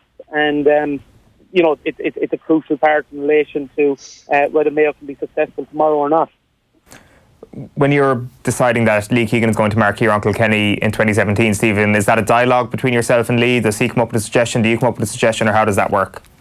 No, well, I think up to that game, Lee and Jean McGinley had really got to know each other. And in 2017, obviously, Jean hadn't played the sort of through the championship due to the suspension, and we were pretty confident that he wasn't going to start the game. And then you sort of look at who was the most influential player, and if you only took the Tyrone game in the context, who handled the ball more, who sets the pace, who's the main decision maker, who'll have the most assists. It sort of became it didn't become a discussion. It just says Kieran Kilkenny makes that forward line tick back in 27. Does he have the same amount of influence now? Possibly not. I think maybe Brian Fenton and certainly Brian Howard and Niall Scully provide every bit more sort of ammunition or whatever it is for the inside line. But certainly back in 2017, Kieran Kilkenny was the guy that was really making them tick. Like, obviously been a lot made about the sort of Dublin turnaround. Not a huge amount of sympathy, I suppose. I probably should put that caveat in there. But the Dublin turnaround. But no, James Horan, after the game last weekend, specifically checked the Mayo work rate. He spoke about, I think it was 12 of the 50 balls they'd won in the first half, and talked a lot about the work rate. How difficult is it for Mayo then to have to back that up, albeit with an extra day's turnaround? How difficult is them, particularly against a team like Dublin, to have to back that up? Yeah, I think, look, the first thing that the game will have done last week is that, I think, Mayo coming into the game, they certainly would have believed that they could get a big performance, that they had the players that could go, go in and sort of physically dominate in certain sectors. And what the result would have given is to sort of give the confidence to that belief. They also, have got the experience of being able to go toe-to-toe with Dublin. That hasn't happened, though, I suppose, nearly in 24 months. So, the measure will be really, are Mayo still, in that position to be able to go toe-to-toe? Have Dublin moved on? And that's something I think we're all wondering about, that out of the 2018 championship, I think there's a wide sense that maybe they weren't tested enough. In relation, coming back, though, to your question in relation to Mayo, I think that they don't have a choice. They just have to. I think that the chat will be around that, they won't be in any ways feeling sorry for themselves. It's a 7-day turnaround. They've done it in the past, and I think just the whole intrigue of the challenge and the getting back to Croke Park, all those bits will just really ignite their own self-belief to be able to go and have a really good crack at Dublin. And I don't think you'll hear anything in relation to tiredness or anything in relation to that. Everybody knows what the fixture is. They just get out now and they go about doing their work. And who are you targeting this weekend if you're involved in the Mayo management? Is there, say, if Kilkenny was the man in 2017, is he still the man? Are you detailing Lee Keegan on somebody else, or how are you looking at it? Yeah, I think Kieran Kilkenny is still obviously up there, but for me, I suppose the two standout players for Dublin is Jack McCaffrey and Brian Fenton. I just hope, rubbing my hands at the very thought of Paddy Durcan on Jack McCaffrey. I thought Paddy Durcan's performance last week against Ryan McHugh was absolutely stunning. He literally had Ryan McHugh, I never thought I would see it, but he had Ryan McHugh. I've seen it a couple of times off screen. I was watching on TV and it was just off screen where Paddy Durcan was charging forward and Ryan McHugh was just trailing in his wake, just floundering. He was beat. Durcan, of course, scored the 3 points. McHugh was largely anonymous. Now it was within a disjointed Donegal display, but Durcan was just phenomenal. His pace and his fitness, his strength, his physicality, everything was just absolutely top of what you'd want to see. So him and Jack McCaffrey would be phenomenal. McCaffrey does so much at times to puncture holes in otherwise tight team defences where teams are really sort of up against Dublin and really giving Dublin their fill. Suddenly McCaffrey breaks away and creates something or punctures a wee hole that suddenly creates a wee bit of panic, and then Dublin get a score. And then Brian Fenton, what can you say? Like, again, I was watching it against Roscommon at the start, as most teams do against Dublin, were half competing with them. Roscommon had done a big job obviously on Cluxton's kickouts, were pushed up, there was no options on. I was watching from the Cusack stand, there was no options on right across, which was very rare from a Dublin point of view. So Cluxton just pinned it on top of Brian Fenton. It was a purely 50-50 ball and Fenton won it. So again, those two players, even when opposition have really Dublin on the rack, them two players can either be ball winners or sort of pointed thrusts into the opposition defence that create the holes and suddenly create a Dublin foothold again. So somehow may have to go against that. But in Paddy Durkin and the likes of Aidan O'Shea or Seamus O'Shea, they have men there that will probably relish that task. So again, Mayo do have this type of team that when you look across the matchups, they have the right sort of talent, and crucially, they have a big game, a big battle mentality. They seem to relish the bigger game, no more so than them games under Stephen. That level of intensity, Mayo can bring it, and Dublin know that. So for me, yeah, it's them two Dublin players that I'd be watching, but Mayo have the capability of doing it. So you're saying Durkin on McCaffrey, one of the O'Sheas on Fenton, and then where are you putting Lee Keegan? Lee Keegan maybe back on Kilkenny again. It's sort of any one of them forwards. Dublin have so many, but Kilkenny, you still can't ignore them. And the obvious thing to happen with Dublin is that the one day that you decide that Kieran Kilkenny isn't their main man and you decide not to completely try to nullify him, then he will very quickly become a very prominent main man again. So I think Kieran Kilkenny, while I'm naming them other two, I suppose I'm trying to be different, naming them other two, Kieran Kilkenny for Dublin still is the man to make them tick. And crucially, whenever Dublin are on the rocks, actually, whenever Dublin are being a bit stretched and being a bit panicked and being a bit hassled, it's Kilkenny that calms that down and controls that again. For Mayo, a wee bit like them famous matches that we've seen in the past, they don't need this game to be calm. This game needs to have that air of madness. I've seen that in the press this week, but it needs to be helter-skelter. It needs to be sort of played at a pace and played at a rhythm that is just above and beyond anything that's comfortable. Kieran Kilkenny is comfortable. Kieran Kilkenny makes Dublin comfortable. Him on the ball settles Dublin. So Keegan hunting him around would be perfect. Whether Lee is in full fitness, I'm still not 100% sure. He picked up that ankle injury, and yes, he got back very fast from it, but I've seen him down a couple of times in other matches where he's picked up knocks, and he's just a wee bit slower to get up than Lee Keegan previously has been. So whether he's at his full fitness remains to be seen. But again, that Mayo mentality, no better shown by the likes of Keegan. Who's going to win? Will mean that he will measure up on the day. Who's going to win tomorrow, Enda? You have to go Dublin, but the hope burns brightly on this one. We'll all share in Mayo's seemingly endless pit of hope this weekend, and let's see. But the best thing would be Dublin to be truly tested, because if this Dublin team are to go on to achieve that historic 5 in a row, you really want to have seen them tested and really to have earned it, to really admire them properly if they do go on and prove themselves the greatest team ever. Mayo, I think, are a perfect team to start that process on Saturday. Mayo to knock the shot out of them is what you're saying, and then Tyrone obviously get them in the final. I wouldn't complain. Thanks a million, Enda. No problem, man. Cheers, thanks a lot. Stephen, just before we get your prediction, would you go along with what Enda was saying there in terms of his thoughts on man marking? It kind of sounds like you're leaning towards Keegan on Brian Howard, or am I putting words in your mouth there? No. I think actually maybe Stephen Cohen might take Brian Howard. Okay.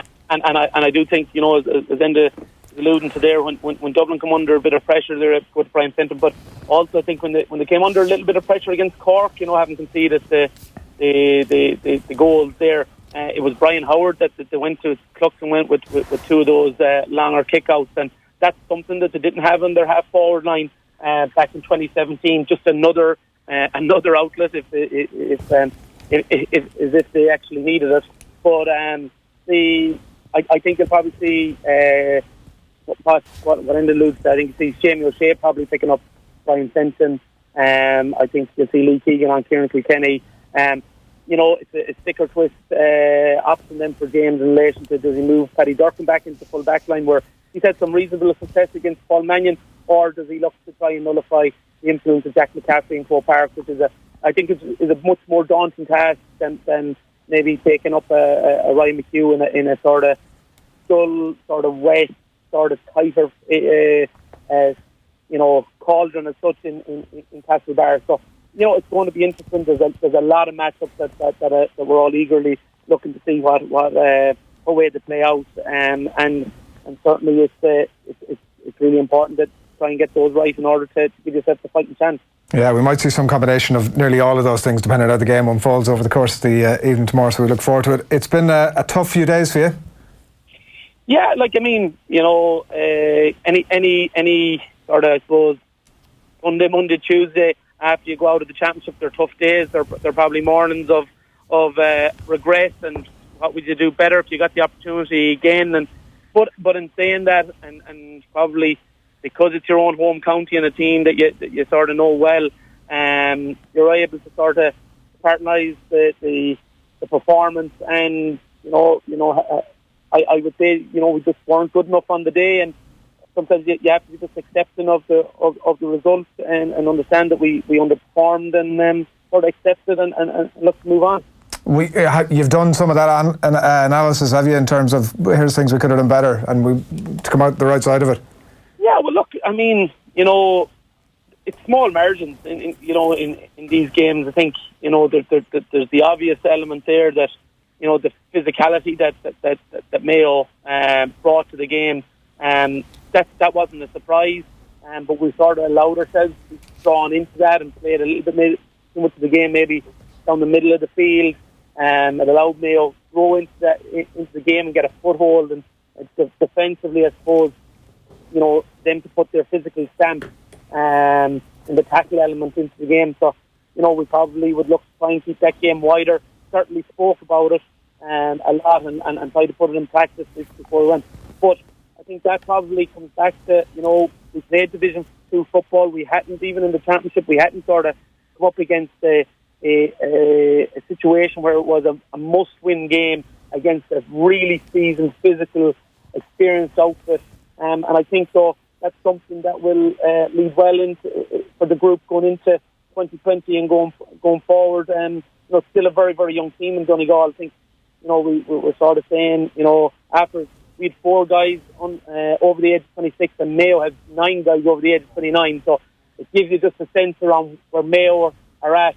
But there's certainly a lot of potential in Donegal, and I certainly see them being able to take the lessons from last weekend and building on it going into 2020. Yeah, there's a huge reason to be positive, and particularly if you can keep everybody fit, obviously, is the other key aspect to it. How hard was it for you the previous week, Stephen, to be, having been where you were with Mayo, and ultimately, like you said, it was must-win for both teams, to be in the position you were in for that week? Was that tough, or was it just business?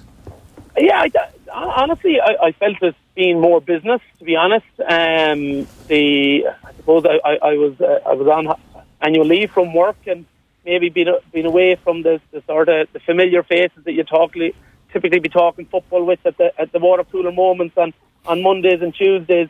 I didn't find myself in that scenario, and sort of being away with kids for a few days here and there sort of allowed me probably switch off from what was coming. But invariably, it was about, the Stephen Rochford Mayo was always a sideshow, and it was about trying to assist Donegal as best we could. And look, we came up a bit short on the day, and there's no qualms about that. The better team just won on the day. You were chasing the game was the other aspect to it. It was most games you've played this season, you've been ahead at half time. There was maybe the Kerry game was the one slight exception. You were only a point down at that point. Was that, how conscious were you of that? Because certainly looking in, it felt like Donegal were always kind of chasing it. How conscious on the sideline with yourself and Declan that it was a game you were always chasing to a degree, and the different dynamic that it presented from most of the other games you'd played this season? Yeah, I suppose what you're saying is actually correct. We always found ourselves chasing the game. There was the reality in it. We got off to a very good start, and we were 2 points up inside 4 minutes. Felt that we had settled, but then we just we had one mistake after another, and were presenting Mayo with those opportunities to stamp, what they wanted in the game. They obviously understood that Mayo wanted this to be a physical game. It plays really to their strength, and in a tighter Castlebar on a wet evening, we're disappointed that we sort of contributed to allowing Mayo to do that. But as you said, Adrian, we were chasing the game for long parts. Had got ourselves back then, to a 1-8 to 1-9 situation, and went on then to 6-7 wide. So, we had opportunities maybe to take that game by the scruff of the neck and sort of get into a lead and try and push forward, and maybe a bit of our panic shooting, in that situation probably just allowed the momentum to stay back in Mayo's favour, and they deservedly won the game. I think, even though I allude to taking the 7 wide, I think the overall, if we had got something out of the game, we would have been pretty fortunate. Did you enjoy being more of a coach this year rather than being the main manager? And do you think you'll hang around next year? It's something. I have obviously coached at third level club and sort of underage level. It's something that I really enjoyed. It's getting back into that.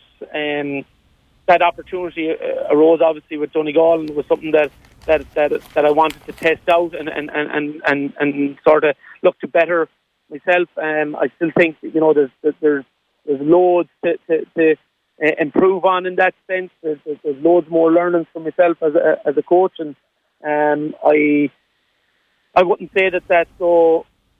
I wouldn't see myself going back into a manager role again, but just that won't be in the short term. There's more things that I want to sort of build out in my understanding around what needs to be brought to a full setup, and Donegal and the coaching aspect has brought that.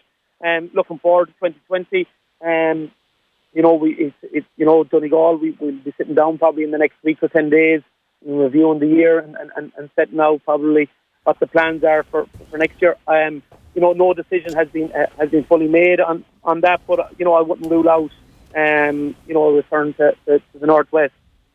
Very good. Well, listen, enjoy the games in a way that I'm sure you haven't been able to do over the last few months this weekend. Thanks, Willie, for taking the call, Stephen. Lovely, thanks, lads. Great to chat to you. Stephen Rochford there on the line ahead of this weekend's All-Ireland football semi-finals and stuff for both lads. The matchups are really the most fascinating thing here. Fascinating. I do think that we might get a combination of all of that over the course of both games, but that's we're going to leave the GAA for now. We're going to move to rugby, and obviously it's a big weekend as well for a lot of these Irish players ahead of Rugby World Cup. It's the first warm-up game, and I'm happy to say that Mike McCarthy, former Ireland international, joins us on the line. Good morning to you, Mike. Morning, lads. How are you doing? Good, thank you. It's obviously a last shot for some of these players, in fact a lot of these players, to get their names in the mix for Rugby World Cup, and the difficulty they have is that they've had absolutely no game time in the lead into it. A tough dynamic for them. Yeah, it's very tough, but it's also hugely exciting. I look at that match day 23 and I probably think there's 5 or 6 lads that are guaranteed to go on the plane. Those 5 or 6 guys could probably afford to have an average game and still be on the plane. The likes of Cian Healy, Henderson, Dev Toner, Joey Carberry, Jordan Lama and Gary Ringrose. The rest it really is kind of, the door's still open slightly, but it's closing pretty fast. So there's a lot of guys that have to put a marker down, and they've done the 5-6 weeks of the blood, the sweat and the tears of getting absolutely flogged with no game at the end of the weekend. More contact in training, pushing sleds, wrestling, sprinting, down and ups. It's a dark place.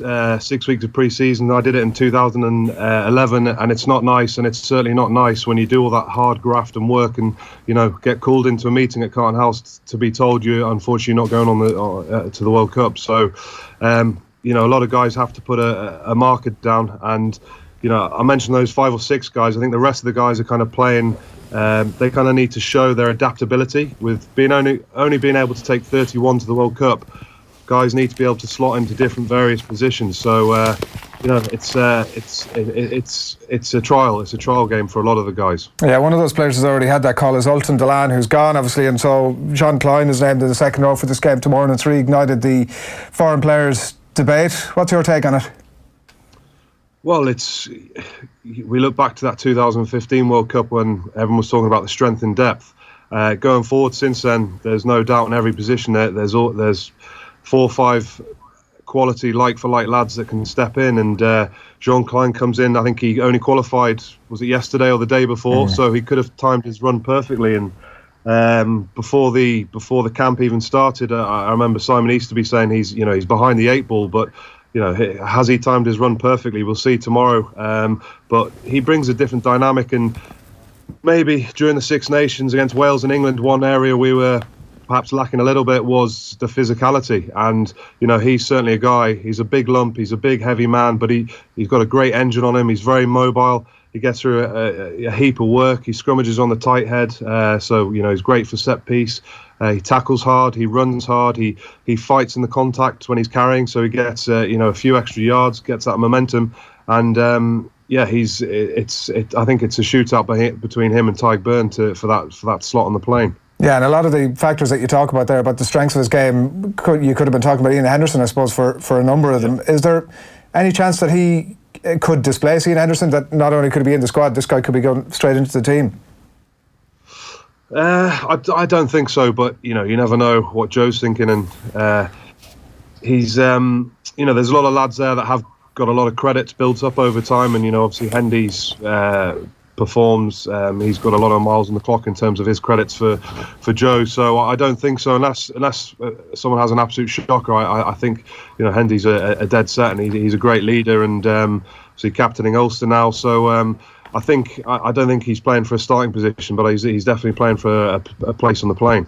You often hear about the line about it takes 10 to 12 games to get used to international rugby. Like, he doesn't have that luxury. On that basis, is it almost a bit of a gamble by the coaching staff? He's definitely got to hit the ground running, and I know for myself it took me 3, 4, 5 games if I was coming back from injury to get match fit. So I suppose he's not coming back from injury. They're all in the same boat. They're all starting afresh. As I said, they've done the hard work. He just has to be not too nervous. I'm sure he'll be. It's in the back of their mind. You look at Tommy O'Donnell, great to see him back, and we know what happened 4 years ago with him dislocating his hip, how cruel the sport can be, and the resilience and mental toughness he's shown to come back. I think Tommy O'Donnell only played 8 games for Munster last year with that shoulder injury, so he's had a horrific time. So I'm sure in the back of guys' heads they'll be thinking, wow, I've done all this work for 5 or 6 weeks, now I need to go out and perform. So there's a pressure of performing and putting, doing the best you can do to get on the plane, but there's also that worry and fear of getting an injury, but somehow you have to try and put that to the back of your head, get out on the pitch and just have the best game you can possibly have. Yeah, it looks like all of that back row might be fighting for their place on the plane almost. Mike, what's your take on who are the most likely from that back row to be able to force their way in? Well, Rhys Ruddock's in a bit of an unfamiliar position because he's captaining the side, but obviously his place on the plane isn't assured. For me, Rhys Ruddock is an absolute beast. He's I would have loved to have seen him play a lot more over the last few years. He's a fantastic player, and he's a great leader. He's a incredibly physical bloke, and we mentioned Tommy O'Donnell there. To come back from what he's come back from is a true show of what mental resilience. He did have that horrific injury, and obviously he's in on the back of Dan Levy and Sean O'Brien being injured, but we know what he can deliver. He's got a great engine as well, gets through a whole load of work, and he's a great link player between the forwards and the backs. So they're all playing. They'll know it's basically a trial game. A lot of guys will come off the pitch and they'll be absolutely delighted with their performance, or they'll be in the change room thinking, I don't think I've done enough there, and there'll be that fear and anxiety over the weekend till they get back into camp on Sunday night or Monday. That fear, that worry that maybe they haven't perhaps done enough.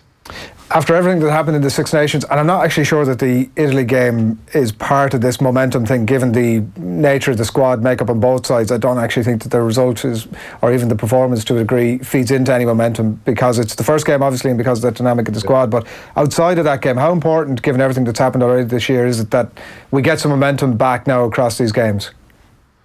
Yeah, exactly. I think we definitely need to get some momentum, and Andy Farrell alluded to that at the press conference, saying it's about getting confidence, getting momentum. with 4 games going into the Scotland game with a bit of confidence, because confidence probably is a bit down after all the success the team's had over the years, incredible success, and they'll be hurting after the Six Nations. That England performance at home, the Wales performance away, there'll be a lot of hurt there.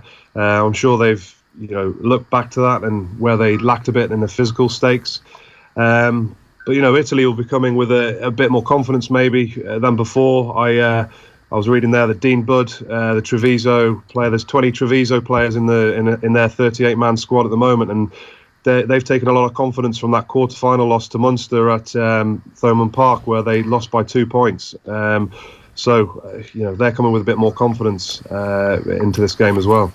One story that we wanted to put to you before we let you away, Mike, is seems like there's going to be some changes. World Rugby are trying to bring in a few law changes over the next few years in the lead into 2023, and they're going to sample some of them behind closed door. One of them is the no tackling above the waist. That's been mooted over the last while. I mean, it alters the game significantly. What's your take on it? Well, yeah, I'm glad that rule didn't come in when I was playing, because I didn't have the flexibility to tackle below the waist. So, yeah, it's it's good to see them trying various different things to safeguard the players. The scrum laws just come in. All the stuff that's going on with concussion. So, they are trying, and it's trial and error. And I suppose the proof will be in the pudding. We can only see when we get the feedback of what it's actually like. But it does, for me, it does kind of devalue the game a little bit. We're all gladiators. We all know. It's. I can see the frustration around it, but it's good to see them safeguarding the game and looking after the welfare of the players. Thanks a million, Mike. Enjoy the game this weekend. Thank you very much. Thanks a lot. Mike McCarthy on the line there ahead of Ireland-Italy this weekend. Kiri Abu says, viable solutions on YouTube. Do you guys have a podcast watching all of this on YouTube? Asks Mark Patrick Leonard. Yeah. Go up offtheball.com. Mark, you'll be able to check out all of that. Enda McGinley is an excellent pundit, says Palstar, which is a much easier read. And up Donegal to level things out, says Boyce88. And also Digger was in touch with us a little bit earlier on. Morning to Digger. Adrian and Eoin is like an overly critical dad and son. Christmas dinner will be holy war after a few drinks. Certainly overly critical dad. God, I'd be a completely different person if you actually were my dad. I mean, I think we've wandered down a significant rabbit hole here, but nothing that I was saying was critical of you. You will understand. I take everything personally, like every little thing personally. Right. That's where we're going to leave the rugby for now. We've plenty more still to come. We're going to be joined very shortly by a couple of interesting guests that you want to hear from, and it is 9:07 on this Friday morning. Delighted to have you along with us. We have more comments as well that we're going to bring your way before we leave you at 9:30, and also going to bring you up to speed with all the latest happenings in the world of live sport as well. But it is OTB AM, the sports breakfast show from Off the Ball. If you're watching us on YouTube, we just want to let you know that you can listen to us as well whenever and wherever you want as a radio show. OTB Sports Radio. It's at offtheball.com or on the Go Loud app. And if you're listening in, you can go and check out our YouTube channel, where we've just hit 25 million views on, and we've over 50,000 subscribers, which I know you are really excited about. I'm a big analytics guy, so thanks for updating me. We've got sports psychologist and former pro golfer Dan Abrahams and Arsenal's S&C coach Des Ryan with us next. But first we want to bring you this. We all know the big result of the Galway races was Eoin's disputed victory in the Zorbing competition, but we also ran the Ruby versus Punter series with Paddy Power and Ruby Walsh, and a Paddy Power punter, Joe Walsh, no relation, were given a €100 charity bet for each day of the races. So just how much did they make? Ruby Walsh, who's putting his reputation on the line this week by going head-to-head against a Paddy Power punter. I'll have 30 each way on Great White Shark in the 7 the big race. You tipped a 26 or 30 odd one. 28 to 1. 28 to 1 winner live on the show yesterday. That's good punting. Ruby got off to a great start on Monday. He had 30 each way on a 28 to 1 winner. I go racing a good bit, and there are horses I'd pick out that I would think would run well in Galway, and they were all thereabouts.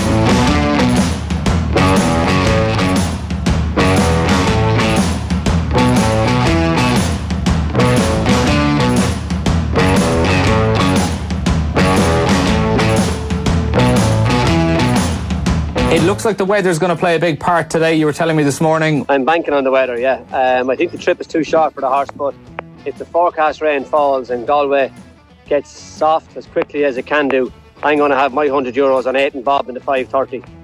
He'll want all the rain that's forecast to fall, but if it does fall, he'll handle the ground and most of the others won't.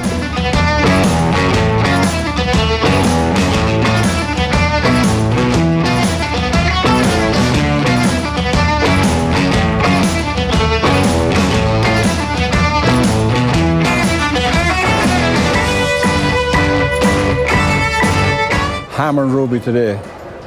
Ruby had no horse. His nap of the day was second to me. I beat him in the last race, which I was chuffed about. Yeah, Ruby won easy this week. He got off to a great start on Monday. He had 30 each way and a 28-1 winner, and he was 1,000 ahead. It was impossible to catch him.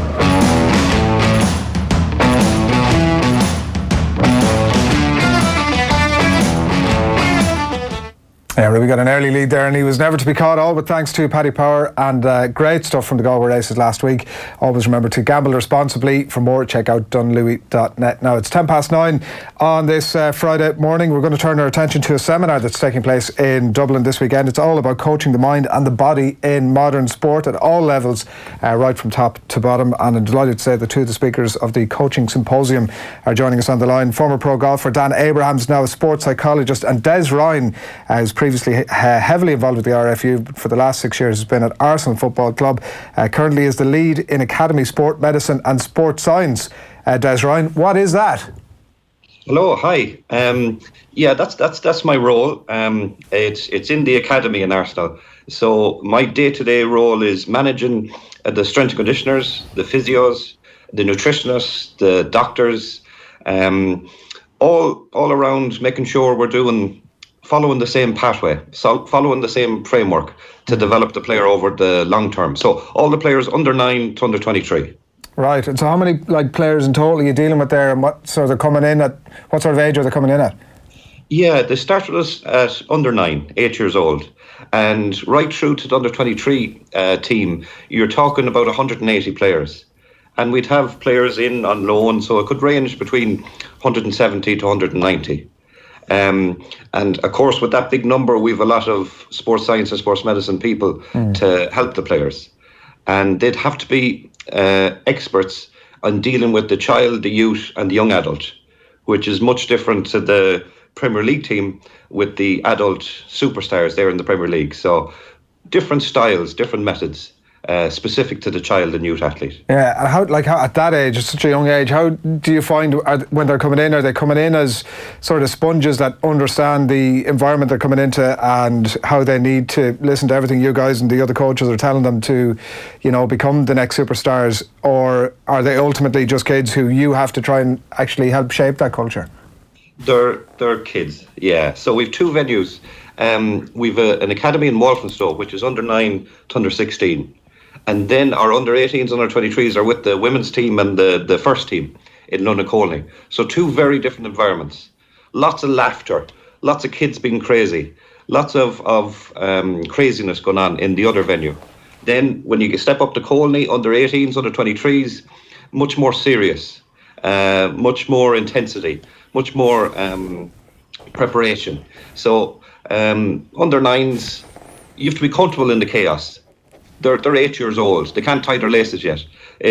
We do activities like on Monday it's Movement Mondays. On Wednesday it's Play Day Wednesday. And we have every sport and equipment, including hurleys and Gaelic football and cricket, multi-sport. We've great interest in multi-sport and how that benefits.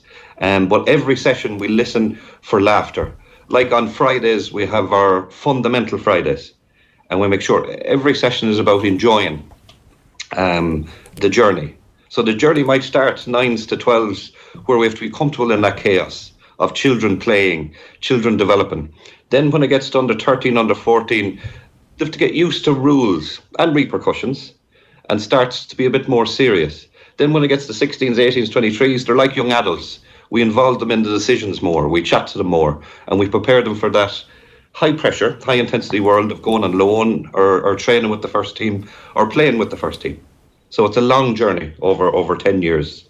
Yeah, it's very interesting, Des, because like when you talk about sports science, what people think immediately is a very serious term. But what you're obviously preaching there is something that's not too serious for a large swathe of children involved in the setup. Yes. Do you think that that's the case across a lot of setups around professional football around the country, especially with Premier League academies and stuff like that? Or do you think that sometimes it gets a little bit too serious too soon for these kids, really? If it's allowed to happen, it can happen, yeah. Parents can be quite apply a lot of pressure to the young players. Yeah, they need to be managed. So we've lots of workshops for parents. We're lucky at Arsenal. We've a lot of resources. We've a lot of people to educate the parents, educate the players, educate coaches. And if you don't have that, yes, it can be quite pressurised. You've got agents, you've got parents, you've got followers on social media for these teenagers. And that can be quite stressful. But thankfully, we've got psychosocial support. We try to create that environment where they enjoy doing what they're doing. And gradually, as they get older, as they mature, they learn to manage the environment they're in, which is high pressure at the later stages.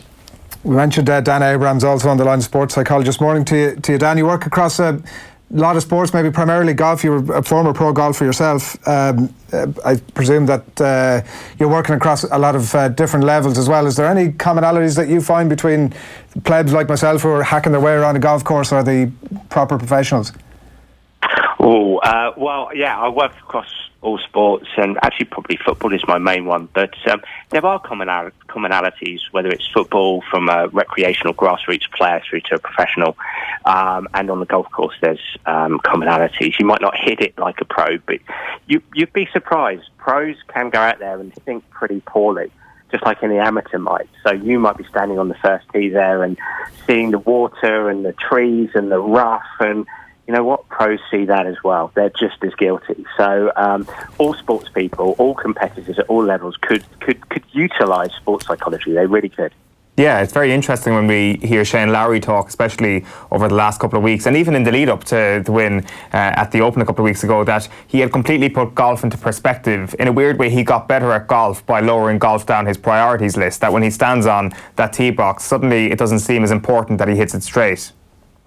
It's enormously paradoxical, you know, and this is very true at the very highest level. And obviously you've mentioned Shane Lowry there, is that actually often the more that these players try, the harder they try, the worse it gets. The more they try to play their A game, the worse it gets. And actually my job as a sports psychologist working with, say, tour players is actually to help them fall in love with their C game. Because you're going to play your B and C game a lot during the course of a year, a season. And so having the capacity to go, look, I'm on my B, I'm on my B minus, I'm on my C game. That's okay. Let's just try and get the most from this. Let's think well and get my short game into gear. That's really important. But I think Shane Lowry is a really interesting case study, because actually he's on record as saying, this sports psychology stuff, it's not so much for me. And hey, look, that's really cool. But what was really interesting after the Open was that he said, yeah, I got to the 6th, 7th hole and I couldn't get the claret jug out of my mind. I couldn't stop thinking about winning. But that's where his caddy really stepped in. And for me, out there, his caddy was the sports psychologist. So there was a great togetherness and teamwork between caddy and player there. Do you find that that's a common thread, Dan, that people are better or more receptive to sports psychology if they're told it's not sports psychology? Less so these days. I think that would be true historically, because psychology obviously does come burdened by definition. Psychology suggests I have a problem. But these days, you know, as Des was alluding to there, whether it's at certainly at the very elite level, players coming through, say, in the football systems, are becoming more used to sitting down and speaking with sports psychs and actually seeing sports psychs out on the pitch or the course or the court. You know, every governing body has a strand of sports psychology through their system. And so what players and coaches are now starting to understand is this isn't about having a problem. This is about getting better. This is about being the best that you can be. This is about finding solutions and actually performing optimally. So a strand of education, whether through books, online, YouTube, etc., people are now starting to understand that this is about helping players be the best that they can be. Des, you're obviously previously very involved in Irish sport. I think working with Liam Hennessy to indeed change a lot of the structures around S&C in Irish rugby. Are you still involved in any capacity here, or where do you see Irish sport being at in terms of the delivery of all the elements that you're currently delivering at Arsenal? Yeah, I'm not involved, but like last week I was in Ireland and I spent the day with Dave Fagan in Leinster Rugby, the sub-academy. So I really enjoy catching up with the guys and seeing how the sport has evolved. And one of the big things that hit me when I was talking to him is back in the old days when I was there working with academies and clubs and schools, strength and conditioning was relatively new. But I think the community has embraced it in rugby in a very good way. Like in Leinster schools, there's 12 or 13 full-time strength and conditioners in schools in Leinster. Right. Now that's fantastic. The work that person could do with the 13, 14-year-olds, the junior cup, the senior cup, not just for performance, but just for learning good technique, monitoring workloads well, helping them be active for life. And then that has a knock-on effect for the likes of Leinster Rugby that carry it through. But I think, quite rightly you said, that was started by Liam Hennessy, educating people on the benefits of strength and conditioning. Then the provinces taking it on board, then the academies taking it on board, and now I see it through the schools in Ireland, and much more awareness of athletic development.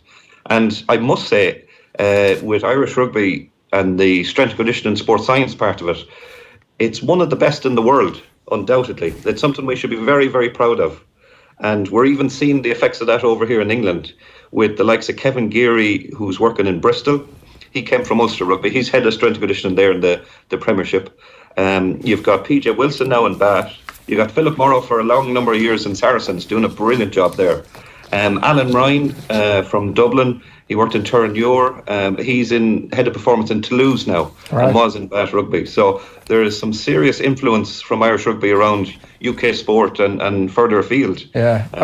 We occasionally also have the debate about, how fit are GAA players compared to other professional athletes, because we see how professional those setups have gone. Have you ever been involved in any of the GAA setups, or what's your take on their levels of fitness?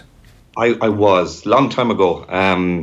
2000, I was in Roscommon. 2000, 2004, I was working with Galway.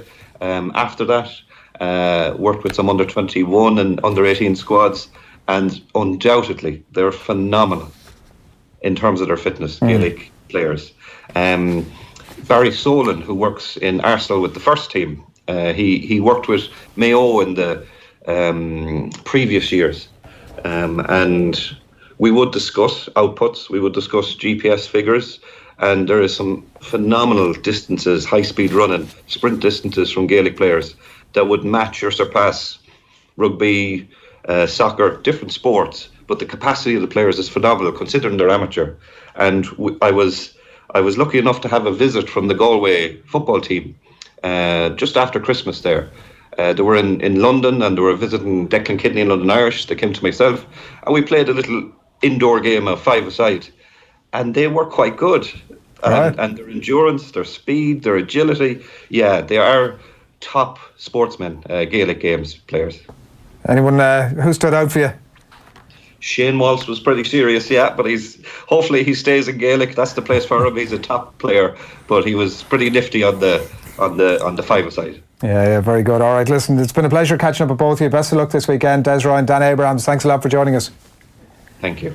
Thanks a lot to the lads. And the coaching symposium is at the LinkedIn offices in Dublin. It's this Sunday. Tickets available at eventbrite.ie. That's where we're going to leave that for the minute. 23 minutes past 9 on this Friday morning. Phil Egan standing by to bring us up to speed with all the latest in live sport. We're back after these. OTB AM. This is OTB Sports Radio. How could a KBC personal loan make a difference to you? Make a difference to your... Make a difference to your... Make a difference to your... Or make a difference to your... Apply for a personal loan with KBC to find out how we can make a difference to you and your pocket. KBC, the bank of you. Lending criteria, underwriting, terms and conditions apply. KBC Bank Ireland plc is regulated by the Central Bank of Ireland. He's doing the club a lot of harm. So if Solskjaer can't see that, and he's the manager, and he said, no, he's a great lad, he hasn't given me any trouble, He's in cuckoo land. You go back to Ferguson again. Could you imagine Ferguson dealing with Pogba the way Pogba's behaved himself? Well, he did deal with him. Yeah, he got him out. Yeah, when he was a young fella. And that hasn't changed. So, like, you can talk about all the ins and outs of Manchester United, who's coming in, who's going out. What you need at any club, I've never seen a club that did it without having a manager who was really good and control of the situation. And I don't think Solskjaer's in control of the situation because he wasn't there when they were making the move. Still not there when he's not even mentioned. He's away on his holidays. Too much politics, it seems, at Manchester United then. Well, there's nobody leading it, Nathan. You need, who's in charge at Manchester United? Who's buying the players in? It's not Solskjaer. So it's understandable in a way if Ole Gunnar Solskjaer is making comments like that, if it's not his decision over Paul Pogba. So he may well have looked at Paul Pogba's behaviour and thought, we need to get rid of this guy. He's a poisonous influence in the dressing room. Yeah. But the ownership have said, no, this guy's too valuable for us. You got to put up with it. So Solskjaer has a decision to make. Do I sit in front of the media and say I'm not happy, or do I sit in front of the media and be thankful for this job? That's what I think he's done. I think he's playing the game to say, well, I mean, in his position, Nathan, if he says, no, I'm not happy about the Pogba situation, and it's my decision and what I want him to go, right? He could be pulled in and say, what are you talking about? This is not going to happen. Do you want a sack? Well, how are you? How are you doing? How's it going? All good, yeah. What are you thinking? Yeah, I kind of thought before the transfer window, the best bit of business United could do would be to offload Sanchez, Lukaku and Pogba when they got rid of one. Now, I presume Pogba's not going anywhere, even though a team in Europe could sign him, but they're hardly going to offload Pogba if there's no backup. Yeah. But it's hard to get rid of players. If you're giving them such good wages, if there's not a better deal. And at some point Solskjaer has to reconcile in his own head that this is a guy who, if right was right, he'd have him out of the club and he'd bring in somebody equally talented with a good attitude. But he has to reconcile himself with the fact that he's now stuck with him. Yeah. And he can't afford, given the lack of backup, to just sort of leave him go and train with the youth as he was doing with Lukaku at one point. Yeah, I was trying to get a tune out of the likes of Pogba now. I actually do fancy United to beat Chelsea at the weekend. But when the season kind of really settles down, I don't know what we're going to get out of Paul Pogba. But the problem I always find anyway with United is that Alex Ferguson was the greatest manager they've ever had. They need to bring in somebody from outside the club that says, what Fergie did was amazing, but we need to move forward. But when you hire Solskjaer, not only is it a throwback to Ferguson because he played under Ferguson, but then he starts pretty much using quotes that Ferguson was using as well. So you need that big personality manager. They should have gotten... Sorry, go on. Go on, try to take it. But you talk about the other three players, what about the centre halves? I mean, Jeff Zucker has a stat, 7 centre halves, senior centre halves, Manchester United now have. Eric Bailly, Phil Jones, still on the books. Chris Smalling, still in the books. Everton were willing to take Smalling on loan. And United were like, no, we want to hold on to him. And they put in a bid for Rojo, they wanted more. Do you go with on that this is the signing of the summer? Could well be. Boom. Thank you, Phil. If David Luiz didn't have crazy hair. No, that's the most definitive I've ever heard. I was saying to the lads outside, if I walked into the office with crazy hair like David Luiz, people would be looking at me going, who's this madman? Well, they would be going, I thought Phil was but challenged. No, he can play out from the back. He can, if Arsenal are under pressure, he can ping a ball. And sometimes that's his biggest fault. 41 attempted through passes last year, gentlemen. We've no idea how many of them were actually successfully completed. But it's a great stat. Things will go wrong during the season. They will. But I think more will go right. More will go right than wrong for him. I won't mention the things that go wrong over the course of the season, and I won't say a word. Grand. Fair play. Premier League back. Yeah, back tonight. And I suppose if people are tuning into Liverpool and Norwich, which kicks off at 8 o'clock at Anfield, there's a few things to look out for. Obviously VAR is the big thing, it's in, but some rule changes as well. Accidental handball, which leads to a goal, is now an offence. Maradona's obviously in 86 was so it takes out accidental. It takes out the he didn't mean it conversation. Is that what we're saying? Absolutely, yeah. Drop balls will now be uncontested, which I'm really disgusted about because I love a good 50-50. I remember watching an old firm a few seasons ago and there was one, and obviously Scott Brown was involved in it. That's what you want to see, but... Is there not another way to just restart the game and then be done with what is essentially a charade now? Yeah, But I always enjoyed that. Goal kicks can be taken to a teammate in the box. I wonder, are we going to see people try and kind of get around it where the keeper could flick it to a defender and he could head it back, and then the keeper has it back in his hands? I saw it in pre-season a few times. I wonder, will referees clamp down on it though and I'd say... be getting David Luiz in there to head it back into the keeper's hands perfectly safely, and definitely not into the back of his own net. Yeah, absolutely. And then Leno can launch one out of his hands. Attacking teams can't put players in a defensive free kick wall. Managers can be booked. We would have seen Pep Guardiola booked last week in the Community Shield. He got a yellow card, but as I said, VAR is the big one. But that game kicks off at 8 o'clock tonight. A couple of things to tell you about as well. Manchester City midfielder Ilkay Gundogan has signed a new 4-year contract which will keep him at the Etihad until 2023. Australian side Newcastle Jets have confirmed the signing of Wes Hoolahan. So he was obviously training with League 2 club Cambridge United, but rejected an offer. He's gone to Australia, says that he's delighted to be playing in Newcastle this season. And 8 FAI Cup first round ties tonight, 3 non-league teams in action. Cove Wanderers kick off the action against Limerick at 7. At 7:45 you've got Glebe North against Sligo Rovers. Avondale United are away to Drogheda United. At the same time, Dublin Derby at Dalymount Park. Bohemians at home to Shelburne. St Pat's are at home to Bray Wanderers. Cork are away to Cabinteely, and Derry City host Wexford. At 8 o'clock then you've got Shamrock Rovers against Finn Harps at Tallaght Stadium. Shane Lowry, his first round as an Open champion, he finished 2 under, so he'll be 2 under heading into day 2 of the Northern Trust in New Jersey. 7 behind the leader Troy Merritt. Rory McIlroy is 6 under. Graham McDowell level par. Saudi Arabia is set to host the World Heavyweight title rematch between Andy Ruiz Jr. and Anthony Joshua. The Telegraph is reporting the rematch for the IBF, WBA and WBO titles will be held in the Middle East on the 7th of December. Could get that announcement today. I suppose one of the stumbling blocks we thought would be the time. If you think about it, midnight in Middle East, perfect for us, 10 o'clock start, lovely, you don't have to stay up. But if you're in New York, 5 p.m, LA, 2 p.m, is that really going to be the best for the US fans? I suppose there's probably going to be a lot of money involved that's been held in the Middle East. We've seen a couple of big fights there. Callum Smith and George Groves fought there. Amir Khan fought there last month as well. And last but not least, the Ireland under-20 women's team are into the semi-finals of the European Basketball Championships. Big win over Croatia, who are a strong nation when it comes to basketball, but Ireland beat them 66-53 in Kosovo and will now play Bulgaria tomorrow in the semi-finals. It's great, good stuff. We're keeping that over the weekend. Look at this. Watch this. Scottie Pippen. Oh, woof. That's a bit of what you were just saying about the keeper there flicking it back. Different kind of... That's class, yeah. Don't turn your back on the ball. We're all off to... thanks, Minnie. We're all off to Croke Park right now. We've got the hang sandwiches ready, the flask of sweet tea, and we are good to go. Yeah, I just want to say one thing before we wrap up, because, myself and Mayo fans, we've had a complicated relationship over the years.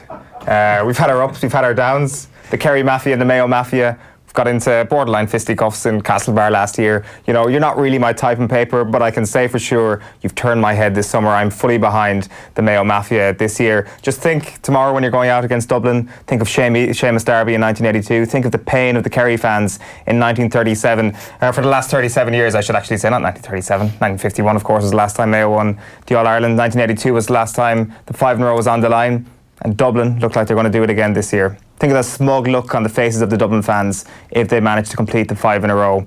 You have the power to stop this, Mayo fans. You have the power to make a Kerry child very happy this Christmas. And for that reason, I'm going to do it. I'm going to do it. Mayo has just swiped right. For one day only. For one weekend only, I'm on board. Please, Mayo. I will give up Sam Maguire if you just manage to get this thing done tomorrow. Please, for the love of God, end the 5 in a row. And I think I've got backup here as well. Special guest. Straight into tackle. There's literally no other way we could leave this weekend. We're going to talk to you again on Monday morning. All your usual best off the ball bits coming over the next. It is looking a bit wooden. Over the course today, Friday Night Rescue will be long. You'll have off the ball at the air from 7 o'clock if this shambles has at that point left the studio. We'll be back with reflections on Mayo's defeat of Dublin and Kerry beating Tyrone on Monday morning from 7:30. But for myself, Phil and Eoin, for now, good morning.